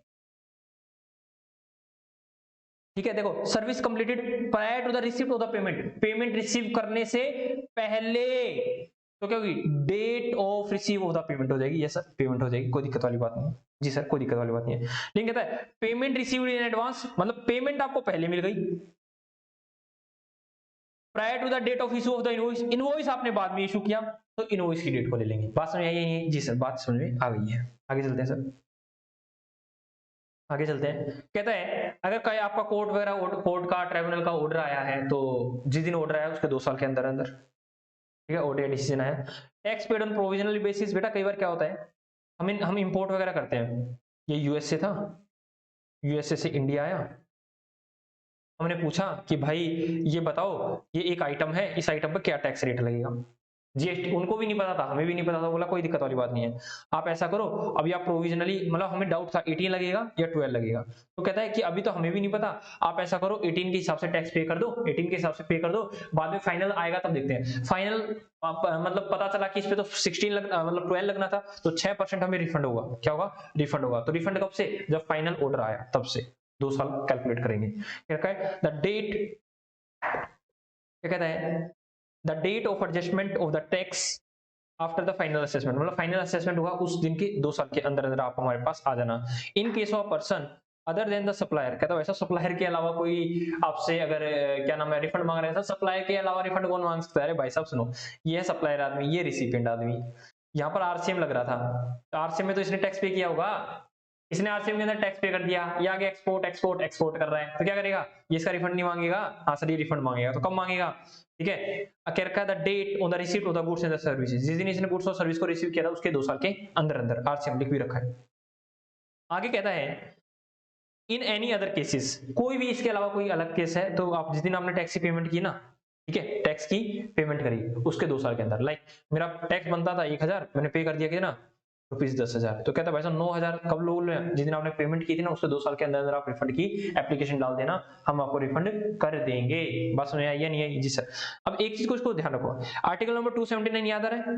ji sir याद आ रहा है। 279 किसका था सर? GST काउंसिल की बात करता था। उसमें क्या रखा था, ये बता सकता है कौन से स्पेसिफिक स्टेट है, yes sir, special category state कौन कौन से, तो GST कमेटी ने 11 स्पेशल कैटेगरी स्टेट बना रखे हैं। सर कौन कौन से 11? MCQ में आ जाएगा, तो सर कैसे याद करेंगे, ध्यान रखो बेटा, ये याद रखो, मजा है 3 बातें सुनने में, तो इसको तो कंप्लीट लेना है, मजा है 3 बातें सुनने का SUN ले लेना। सर अब कैसे, देखो बेटा आराम से चलते हैं, पढ़ते हैं। M से क्या आएगा सर? मिजोरम, मणिपुर, मिजोरम, मेघालय, M से 3 ही आते हैं, तीनों उठा लिए। ए, अब से ए से तो अरुणाचल प्रदेश और क्या नाम है असम दोनों आते हैं, कोई दिक्कत वाली बात नहीं है। ए से असम, ए से अरुणाचल प्रदेश, बीच में जी आ रहा था जी सर, जम्मू कश्मीर, झारखंड नहीं जम्मू कश्मीर, ठीक है जी सर। आगे चलते हैं, H, H for only H आएगा, हिमाचल प्रदेश। आगे ये है तो वैसे ले लिया। टी फोर, टी से सर तेलंगाना भी है और त्रिपुरा भी है, दोनों को ले लो। त्रिपुरा, अरे सर तेलंगाना नहीं है, हाँ हाँ हाँ नहीं सर त्रिपुरा है सर, तेलंगाना को नहीं लेना, ठीक है ओके। तो यहां से क्या लेंगे, तीन, तीन हो गया ना, तीन, तो तीन से त्रिपुरा, तीन, तीन से त्रिपुरा, ऐसे याद करो रखा मैंने, तीन से त्रिपुरा। आगे चलते हैं sir, S, S for Sikkim, you for Uttarakhand और एन फॉर नागालैंड। आगे कनेक्टर है जिससे याद हो गया हमें 11 11 11, ठीक है। 11 स्पेशल कैटेगरी स्टेट हैं जो 279 कैपिटल ए के अंदर जीएसटी काउंसिल ने हमें बता रखे जी सर। आगे चलो बेटा, एक बात बता देता बेटा, बहुत इंपॉर्टेंट है, छोटा सा है लेकिन बहुत इंपॉर्टेंट है, ये बहुत इंपॉर्टेंट है, इसके फॉर्म इंपॉर्टेंट है बेटा, ध्यान रखना, इसके फॉर्म इंपॉर्टेंट है, याद रखना दोस्त, एग्जाम में पूछेगा एग्जामिनर। सच बता रहा हूं, 2 से 3 नंबर के लिए पूछ सकता है बेटा, 3 नंबर के लिए पूछ सकता है, और उसका मन करके ना तो 4 नंबर के लिए भी यहां से आ सकता है। 2 पेज है, ज्यादा बड़ा कुछ है नहीं, तो 2 से 3 नंबर के लिए यहां से पूछ सकता है, बड़ी ही अटेंशन के साथ सुनना।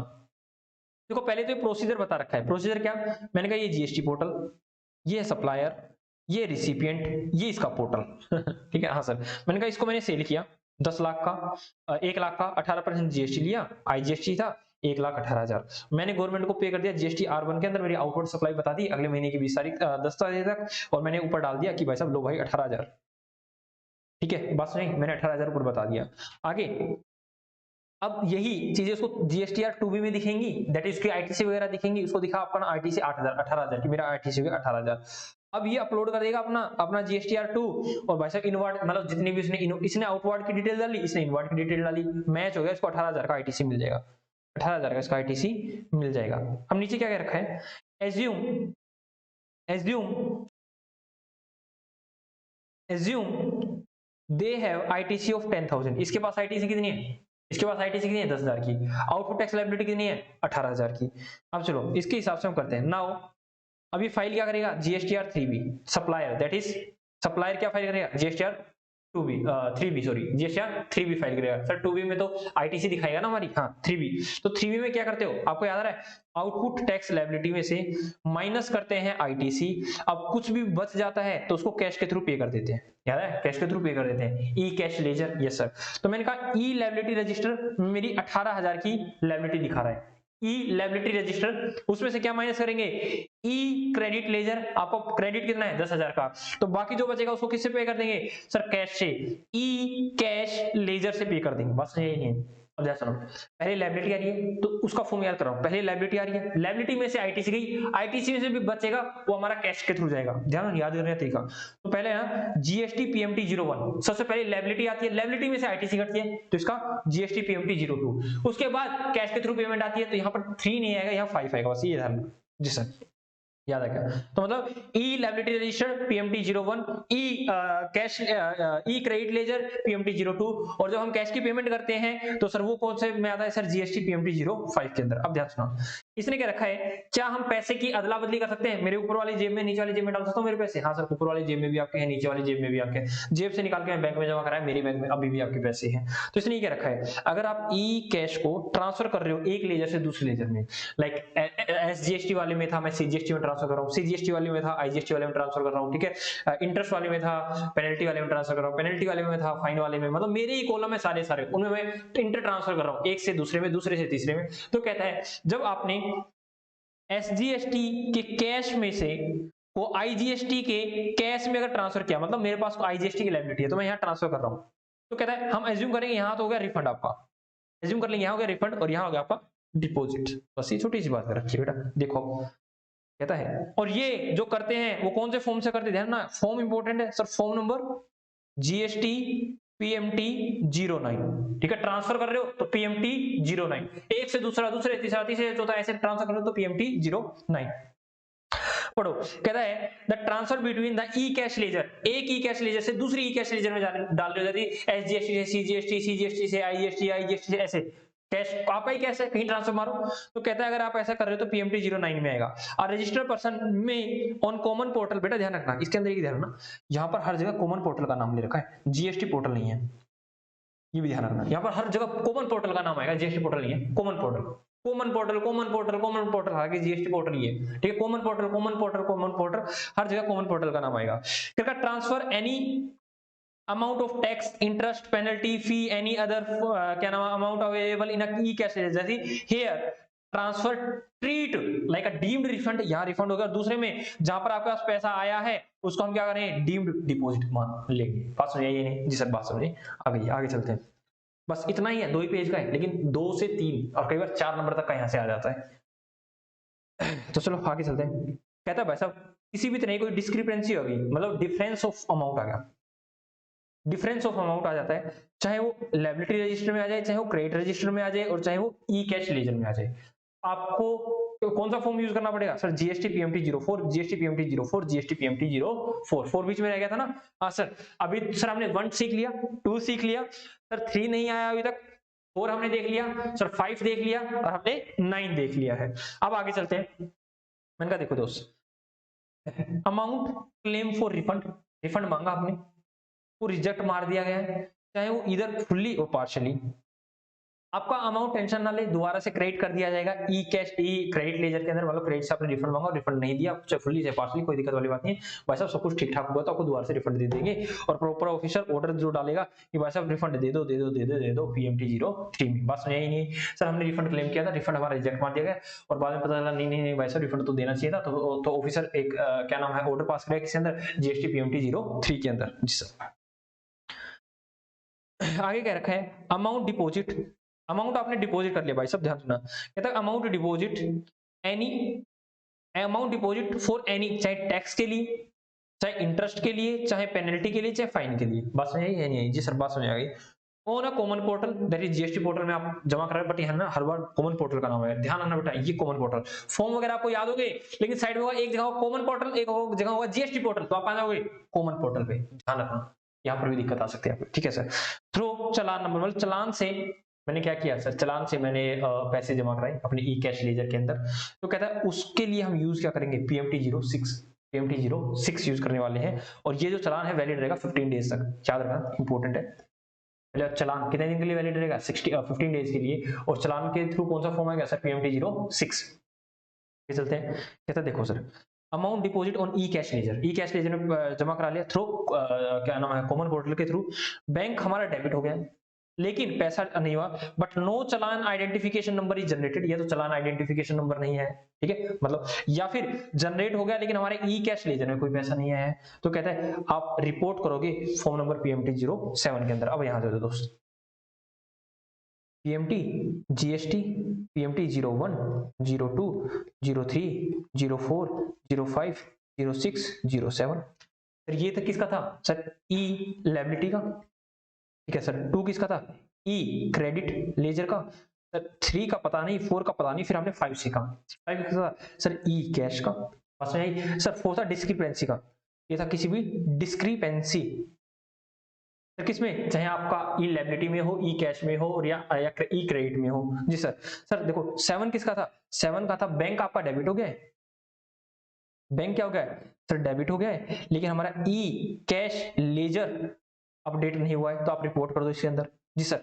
सर 6 किसका था, मैंने कहा बेटा देखो 6 था उसका चालान नंबर का, ठीक है, 15 डेज तक वैलिड रहेगा, और चालान नंबर आपका क्या नाम है, आप मतलब चालान नंबर आप क्रिएट कर रहे हो तो किसमें आएगा सर, पीएमटी 0006 के अंदर, ठीक है। ये sir. Sir PMT 03, sir PMT 03 किस चीज का था, ये था बेटा पीएमटी 03 कि भाई साहब रिफंड के लिए बोला गया, रिफंड वगैरह आपका आया नहीं, और आप दोबारा से गए, वो कहता है हो ऑर्डर पास करेंगे रिफंड के लिए, ऑर्डर पास करेंगे रिफंड के लिए। जी सर, हमें सारे फॉर्म याद हो गए हैं, याद रखोगे जी सर, याद रखेंगे, ये इंपॉर्टेंट है, ये सबसे ज्यादा इंपॉर्टेंट लगता है हमें, और यहाँ से आने के बहुत ज्यादा चांस है, ठीक है। तो चालान नंबर कितना होगा सर, पीएमटी 06 के अंदर, और कितने दिन तक वैलिड रहेगा वो चालान नंबर सर, चालान नंबर रहेगा वैलिड 15 डेज के अंदर। बैंक डेबिट हो गया लेकिन चालान नंबर या तो क्रिएट नहीं हुआ, चालान नंबर क्रिएट हो गया है लेकिन हमारे पैसे डिपोजिट नहीं हुए, तो जीएसटी पीएमटी 07 के अंदर। जी सर। तो आगे चलते हैं, इसलिए मैंने दोबारा फॉर्म कराया क्योंकि इंपॉर्टेंट है दोस्त।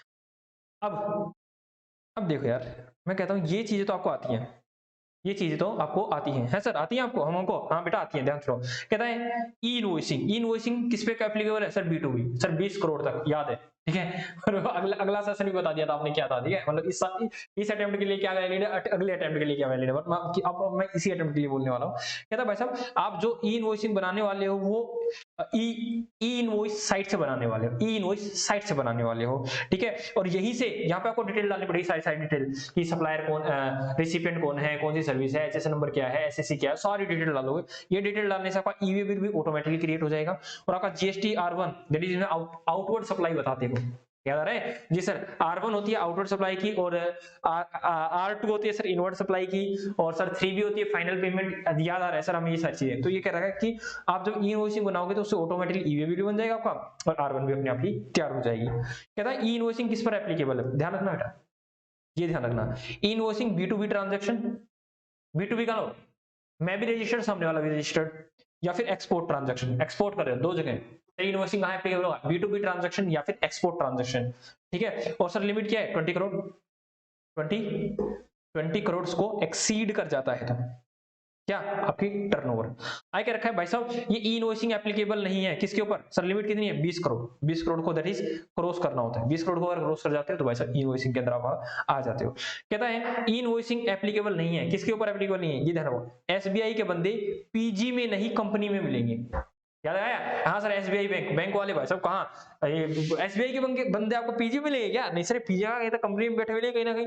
तो S4 एसईजेड के द्वारा, एसईजेड को नहीं, एसईजेड के द्वारा, एसईजेड कर रहा है, ठीक है। आगे sir B banking company, NBFC या फिर financial institution, I insurance company, sir G goods transport agency, passenger transport agency that is PG goods transport agency या फिर passenger transport agency, C sir cinema hall, O OIDAR, sir OIDAR मतलब बेटा आप online game वगैरह खेलते हो ना, ये उसकी बात कर रहा है जी सर।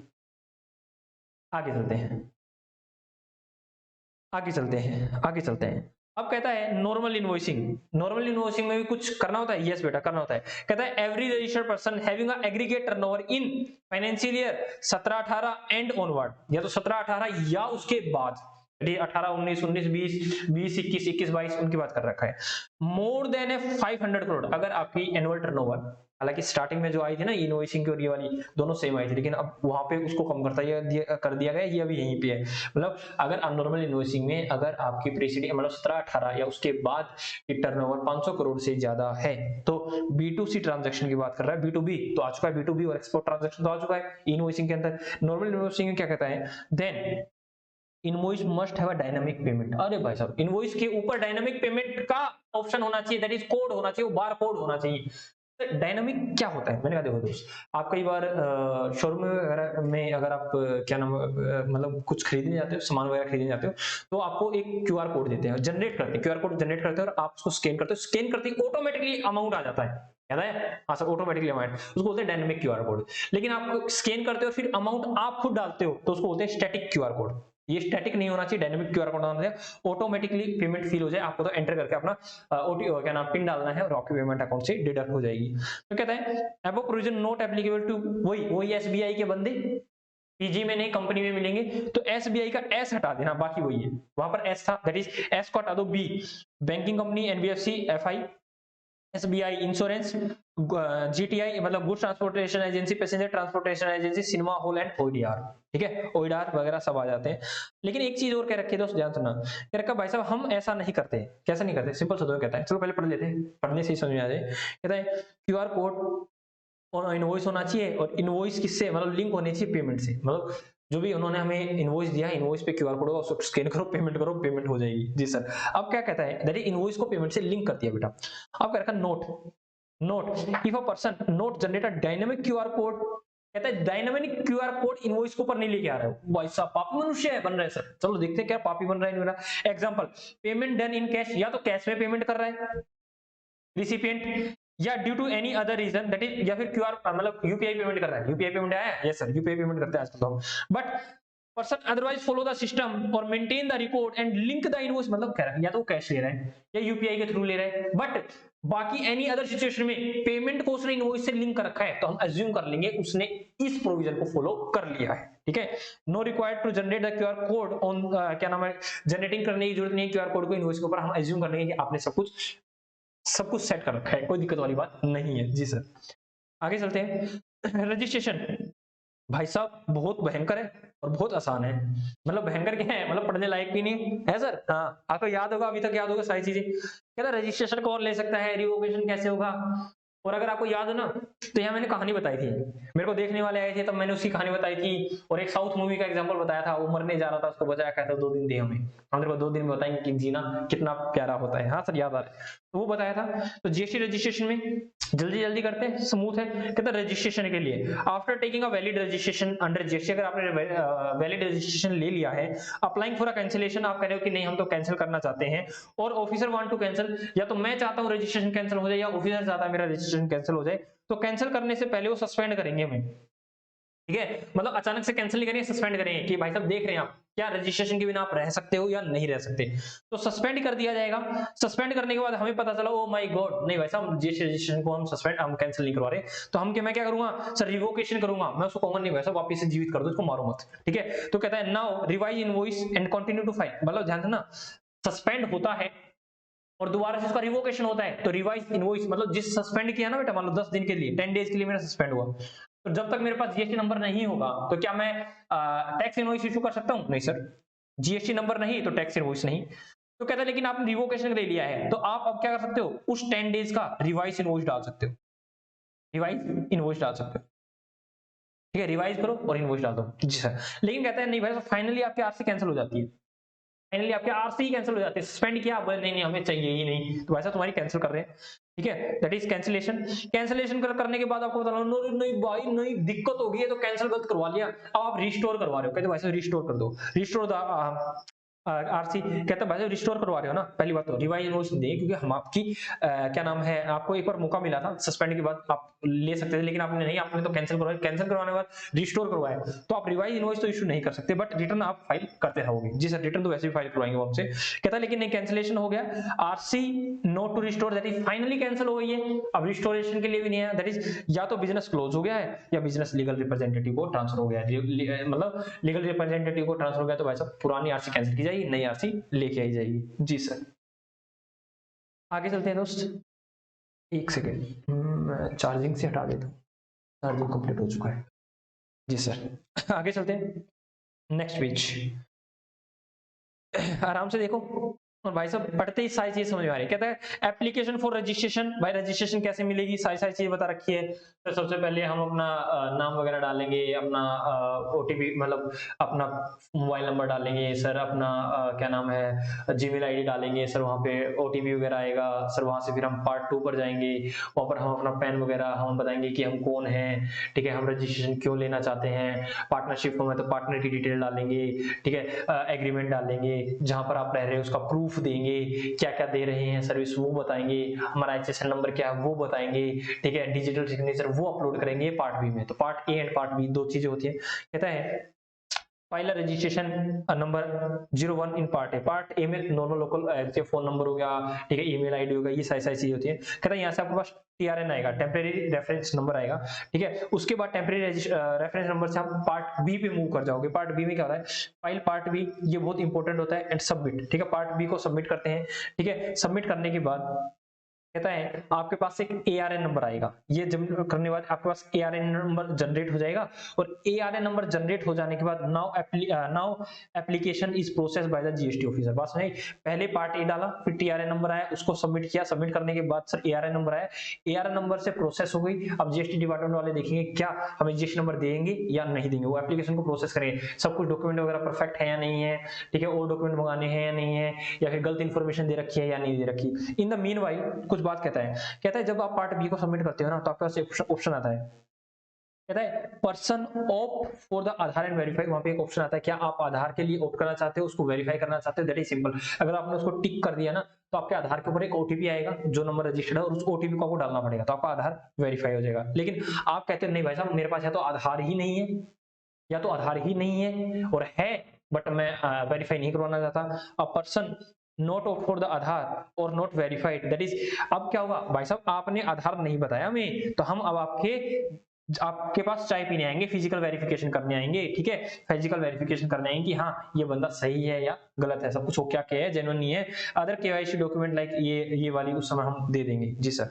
लेकिन कहते हैं कुछ व्यक्ति को आधार की जरूरत ही नहीं है, तो उसको टिक ना करें। कहता कौन कौन व्यक्ति है जिसको आधार की जरूरत नहीं है, भाई साहब सुनो बात कुछ ऐसी है, कहता आधार की जरूरत तुम्हें नहीं है भाई साहब, अगर तुम रजिस्ट्रेशन ले रहे हो जीएसटी के अंदर तो तुमसे आधार ना मांगेंगे। कौन है वो, कह रखा है that is Aadhaar note required, note a citizen of India, USA से आया भाई साहब, कहां से कहां होगा इसके पास आधार है। नंबर 2, गवर्नमेंट डिपार्टमेंट नहीं मांगेंगे, लोकल अथॉरिटी नहीं मांगेंगे, पीएसयू सर ये गवर्नमेंट मतलब गवर्नमेंट ही तो कंट्रोल करती है, yes sir, public sector undertaking इनसे नहीं मांगे, Uni holder that is foreign के एम्बेसी वगैरह इंडिया में है, उनसे भी हम उनका आधार नहीं मांगे, उनके पास आधार होता कहां है, ठीक है जी सर। और कहता है नो फिजिकल वेरिफिकेशन, ना तुमसे आधार मांगेंगे ना तुम्हारा फिजिकल वेरिफिकेशन करेंगे, तुम्हें हम इन कष्टों से दूर करते हैं, तुम पे ये कष्ट नहीं, ना आधार मांगेंगे ना तुम्हारा फिजिकल वेरिफिकेशन करने आएंगे। कहता भाई साहब अब हम जीएसटी डिपार्टमेंट प्रोसेस कर रहा था, अब जीएसटी डिपार्टमेंट देखिएगा कि क्या क्या चीजें हो रही है। केस नंबर 2 कहता है नेक्स्ट पेज पे जाएं, केस नंबर 1 की बात कर रहा है, केस नंबर 1 को देखते हैं। कहता है opt for the Aadhaar and verify, मैंने आधार पे टिक भी किया, वेरीफाई भी करवाया, तो अब यहाँ पे सारा खेल 7 दिन के अंदर होने वाला है, ठीक है। चेक करें whether the officer is satisfied with the application, yes और नो। कहता है यस तो यहां आ जाओ, नो तो यहां आ जाओ। नो का मतलब क्या है, issue deficiency notice with in 7 days from ARN, ARN number generate हुआ था, एआरएन जनरेट होने के बाद 7 दिन के अंदर आप बताओ कि आपकी डेफिशिएंसी है और डेफिशिएंसी को आप दूर करो। कहता है seeking clarification with respect to B, अरे भाई साहब डेफिशिएंसी हमेशा पार्ट बी में ही आती है, सेंसिटिव इंफॉर्मेशन में आती है, शुरू वाले में तो क्या था फोन नंबर ईमेल आईडी ये वगैरह थी, 2 में था सर, पार्ट बी में था जो भी कुछ भी था, तो क्लैरिफिकेशन हमेशा पार्ट बी की इंफॉर्मेशन पे मांगी जाएंगी, ठीक है। ठीक है, आपसे मांगी जाएगी reply with in 7 days from the notice, notice दिया उस दिन के 7 दिन के अंदर अंदर आप हमें रिप्लाई कर देना, ठीक है जी सर। कहता है क्या नाम है, रिप्लाई कर देना आफ्टर नोटिस, ठीक है, हमने नोटिस दिया, नोटिस का हमने रिप्लाई किया, 7 दिन के अंदर रिप्लाई किया, नाउ सेटिस्फाई, क्या हम देखो भाई पहले डेफिशिएंसी का तो कहता है 7 दिन का मौका दिया कि 7 दिन के अंदर बताया क्या उसको डेफिशिएंसी दिखी या नहीं दिखी, दिखने के बाद 7 दिन सामने वाले एप्लीकेंट को बोला गया था कि 7 दिन में रिप्लाई कर, अब रिप्लाई किया, रिप्लाई आया, वो नाउ सेटिस्फाई, अगर सेटिस्फाई हो तो जाता है तो 7 दिन के अंदर आपको आरसी दे देंगे, और अगर नहीं दे पाए तो डीम्ड कि आरसी आपको ग्रांट हो गई, अदरवाइज सेटिस्फाई अभी भी नहीं हुआ है तो क्या हुआ भाई, रिजेक्ट कर देंगे एप्लीकेशन को। अरे अच्छा दिख नहीं रहा क्या, 7 दिन के अंदर भी नहीं दे पाए तो रिजेक्ट कर देंगे भाई एप्लीकेशन को और आपको आरसी नहीं मिलेगी। लेकिन ऊपर आ जाओ, वो कहता है भाई साहब शुरू में ये इन्फॉर्मेशन दी थी और शुरू वाले में ही संतुष्ट हो गया, वो डेफिशिएंसी आई नहीं, नो डेफिशिएंसी, तो आरसी ग्रांट हो जाएगी 7 दिन के अंदर फ्रॉम एआरएन, और अगर वो 7 दिन के अंदर नहीं देता है तो डीम्ड कर लेंगे कि आरसी आपको ग्रांट हो गई है।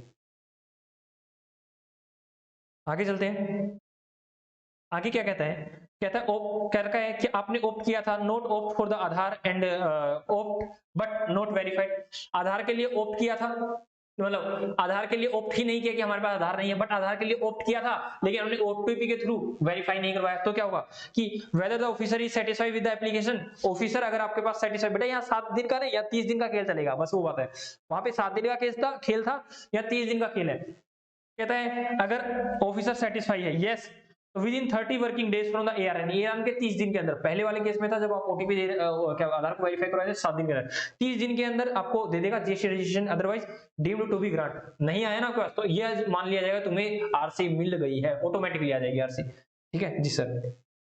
कहता है नो, वो सेटिस्फाई नहीं है तो क्या करेगा, इशू करेगा डेफिशिएंसी वगैरह की, भाई साहब दिक्कत वाली बात है, और 30 दिन के अंदर वो नोटिस देगा from the ARN seeking the clarification from respect to the part B, REG मतलब जीएसटी रजिस्ट्रेशन 01 फॉर्म वगैरह है, तो कहता है भाई साहब आपके पास 30 दिन के अंदर आ जाएगा, 30 दिन के अंदर आने के बाद आपको 7 दिन के अंदर रिप्लाई करना पड़ेगा, रिप्लाई करने के बाद अगर ऑफिसर सेटिस्फाई है तो बल्ले बल्ले, ठीक है, सेटिस्फाई है तो 7 दिन के अंदर आपको क्या दे देगा सर, आरसी दे देगा, otherwise deemed to be grant हो जाएगी, और 7 और कहता नहीं नहीं हमें तो पसंद नहीं आई एप्लीकेशन, अभी भी पसंद का मतलब है कि कंप्लीट नहीं है इन्फॉर्मेशन, मैं सेटिस्फाई नहीं हूं तो रिजेक्ट मार दिया, दैट इज समझे, दैट इज यहाँ पर 30 दिन है, बाद में वही रिप्लाई रूप्लाई करने का 7 दिन का सिस्टम चला हुआ है जी सर।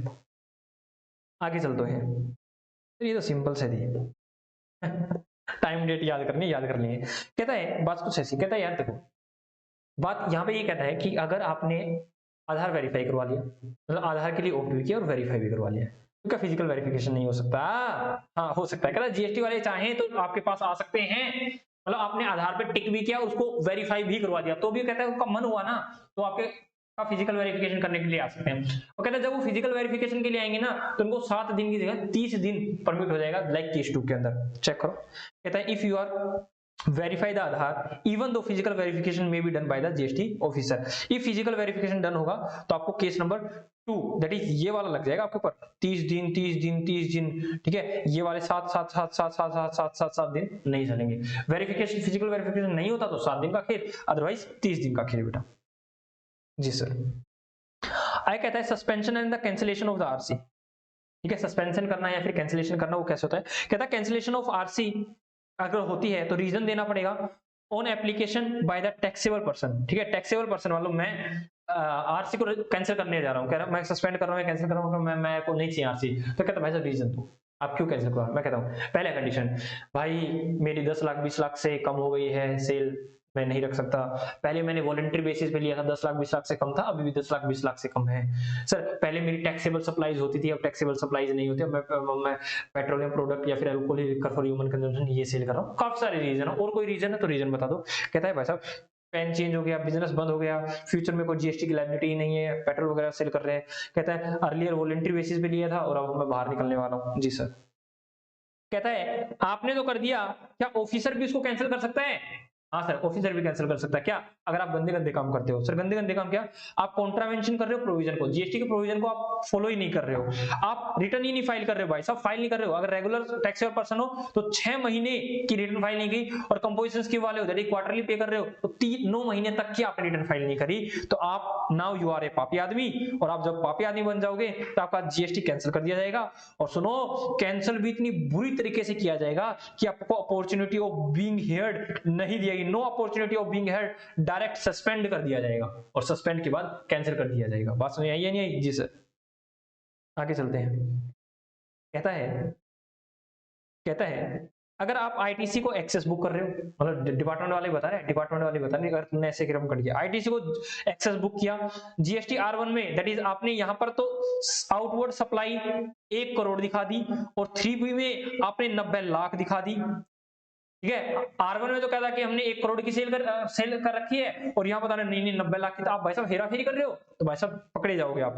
कहता है जीएसटीआर 2B किसका, दैट इज रिसिपिएंट का, मेरे को सारी मेरी आईटीसी दिखेंगी, दैट इज इनवर्ड सप्लाई कितनी है, और जीएसटी R1 ऑफ वेंडर अपने आउटपुट टैक्स लायबिलिटी बताएगा, तभी तो मेरी इनपुट बनेगी ना, आईटीसी बनेगी। हाँ, तो कहता है वो मैच हो जानी चाहिए किसके साथ, 3B के साथ। इग्नोरिंग द आईटीसी रेस्ट्रिक्शन, ये वो 1% वाली पता ही होगा। जी सर, 1% वाली मतलब छोड़ो इसको। कहता है कि आमतौर पर अगर आप अपनी आईटीसी वगैरह, मतलब आपका बहुत ज्यादा आईटीसी है तो कम से कम 1% आपको कैश में पे करनी पड़ेगी, आप सारी आपको टैक्स लायबिलिटी आप आईटीसी से पे नहीं कर सकते। जी सर। तो आगे चलते हैं। कहता है भाई साहब ये कर्मकांड किए तो आपको अपॉर्चुनिटी ऑफ बीइंग हर्ट तो देंगे ही नहीं, मतलब आपको नहीं सुनेंगे, कहेंगे सुनाओ हम आपका कैंसिल क्यों कर रहे हैं, ये वो है, डायरेक्ट सस्पेंड। लेकिन डायरेक्ट सस्पेंड के बाद आपसे ये पूछा जाएगा है, आपसे explanation that why registration should not be cancel, क्यों ना करें, ठीक है। टाइम विद इन 30 डेज का टाइम है आपके पास, क्या हम पूछेंगे आपसे क्यों ना हम आपका जीएसटी रजिस्ट्रेशन कैंसिल ना करें, भाई साहब बताना तो जरा, ठीक है। मतलब अपॉर्चुनिटी तो नहीं देंगे, धमकाएंगे भी, ठीक है। जी सर। नाउ सस्पेंशन हो जाने के बाद effective date of suspension, suspend कब हो जाएगा। कहता है सस्पेंड कब हो सकता है, जब एप्लीकेंट तू खुद ही कह रहे हैं रजिस्ट्रेशन कैंसिल करो, या फिर ऑफिसर कह रहे हैं। कहते साहब देखो भाई साहब, खुद कह रहे हो तो आपने जिस दिन एप्लीकेशन की डेट डाली, आज मैं एप्लीकेशन डाल रहा हूँ कि भाई साहब मेरे को रजिस्ट्रेशन नहीं चाहिए, और एप्लीकेशन में बता रहा हूँ कि कब से नहीं चाहिए, जिस दिन एप्लीकेशन डाली या उसके अंदर बता रहा हूँ कि मैं डिजायर यहाँ से नहीं लिया, तो कह रहा विच एवर इज अर्लियर, जो भी अर्लियर होगा हम वहां से आपको सस्पेंड कर देंगे।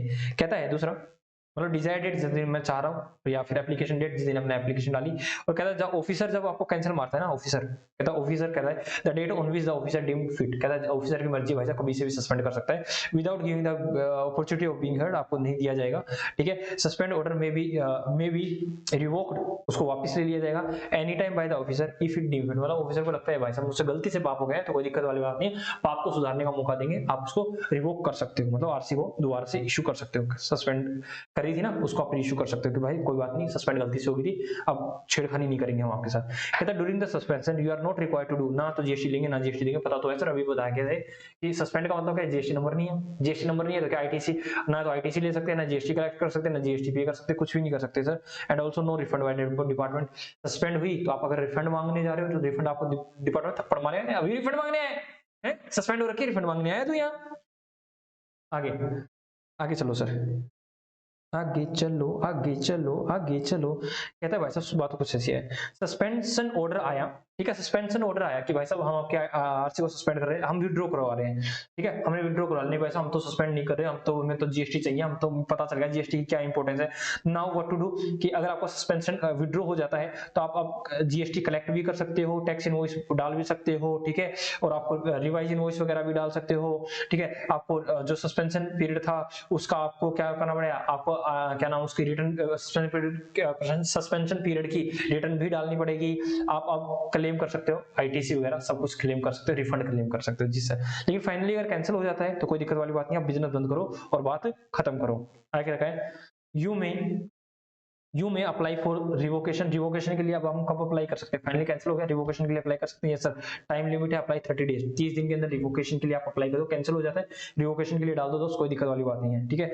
रिवोकेशन के लिए डालने के लिए आपका टाइम पीरियड कितना है सर, टाइम पीरियड 30 डेज, और time for processing the application, application को प्रोसेस करने के लिए डिपार्टमेंट के पास कितना टाइम है, 30 दिन। लेकिन कहता है वैसे डिपार्टमेंट इसको एक्सटेंड कर सकता है फर्दर 30 डेज, 30 दिन ज्वाइंट कमिश्नर के द्वारा और 30 दिन कमिश्नर के द्वारा, दैट इज मैक्सिमम 90 डेज हो जाएगा। सिंपल सा है, रिवोकेशन के लिए एप्लीकेशन डाल सकते हैं हाँ सर 30 दिन के अंदर, और प्रोसेस कितने दिन में होगी सर 30 दिन के अंदर, प्रोसेस नहीं करवाया तो सर 30 दिन ज्वाइंट कमिश्नर और 30 दिन कमिश्नर एक्सटेंशन भी दे सकता है जी सर।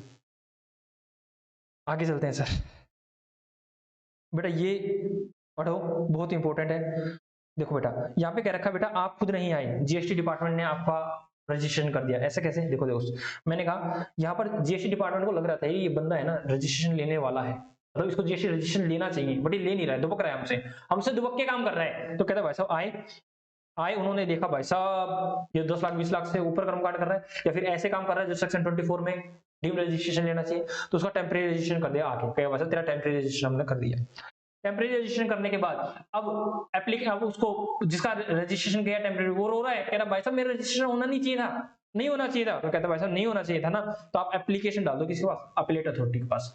आपने अपीलेट अथॉरिटी के पास एप्लीकेशन डाल दी कि नहीं वैसे मेरा रजिस्ट्रेशन नहीं होना चाहिए, तो अपीलेट अथॉरिटी का ऑर्डर आएगा, डिसीजन आएगा। कहता डिसीजन उसका भी यही है, क्या है झूठ बोल रहे हैं, रजिस्ट्रेशन ले, तो उसने कहते रजिस्ट्रेशन ले तो अप्लाई कर दो 30 दिन के अंदर रजिस्ट्रेशन। लेकिन कहते हैं आप अपीलेट अथॉरिटी के पास नहीं गए, आप अपीलेट अथॉरिटी के पास नहीं गए, तो जिस दिन टेम्परेरी रजिस्ट्रेशन किया ना उसके 90 दिन के अंदर आप रजिस्ट्रेशन के लिए अप्लाई कर देना। मतलब अगर हम सर अपीलेट अथॉरिटी के पास नहीं जाते हैं तो टेम्परेरी रजिस्ट्रेशन के 90 दिन के अंदर आप अपना रजिस्ट्रेशन ले लेना, फाइनल रजिस्ट्रेशन ले लेना, एप्लीकेशन वगैरह डाल देना कि मुझे जीएसटी चाहिए।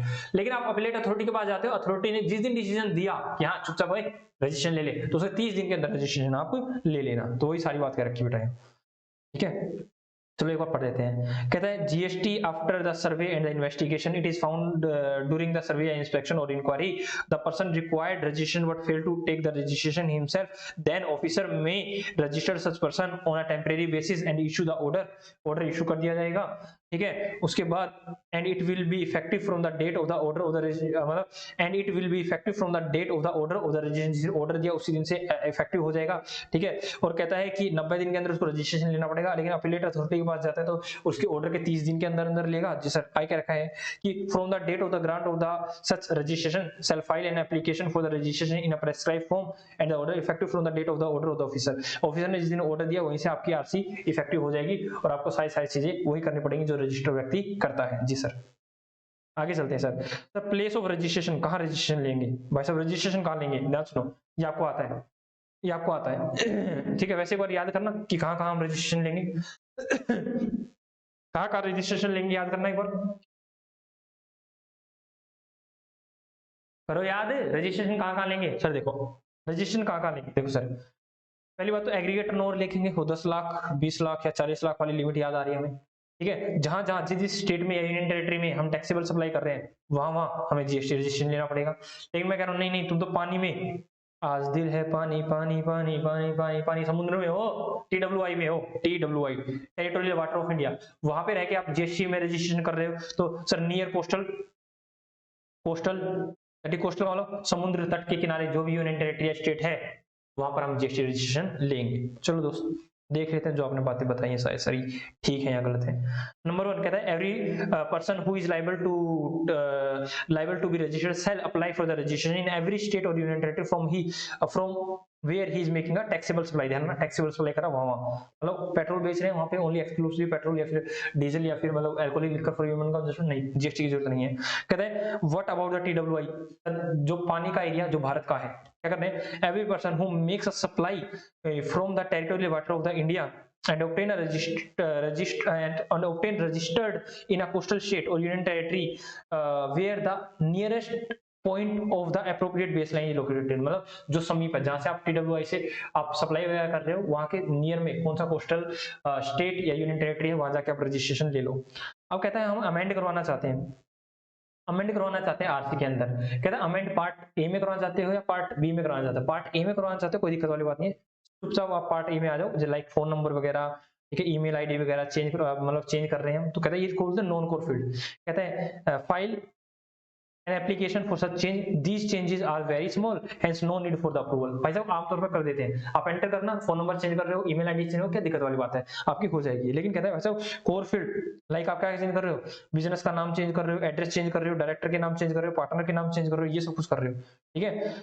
सर पैन नंबर चेंज कर रहे हैं भाई साहब, पैन कैसे चेंज करोगे, एक उस पैन पर ही तो जीएसटी नंबर आएगा, ठीक है, उसकी बात मत कर लेना। कहता है file an application for the proper officer with in 15 days, क्या करेगा या तो एक्सेप्ट करेगा या रिजेक्ट कर देगा, ठीक है, after giving a show cause notice and opportunity of being heard. अगर वो कैंसिल करता है तो आपको शो कॉस्ट नोटिस भी देगा, पूछेगा भाई साहब हम कैंसिल कर रहे हैं बताओ कैंसिल कर दिया ना कर दे, ठीक है जी सर।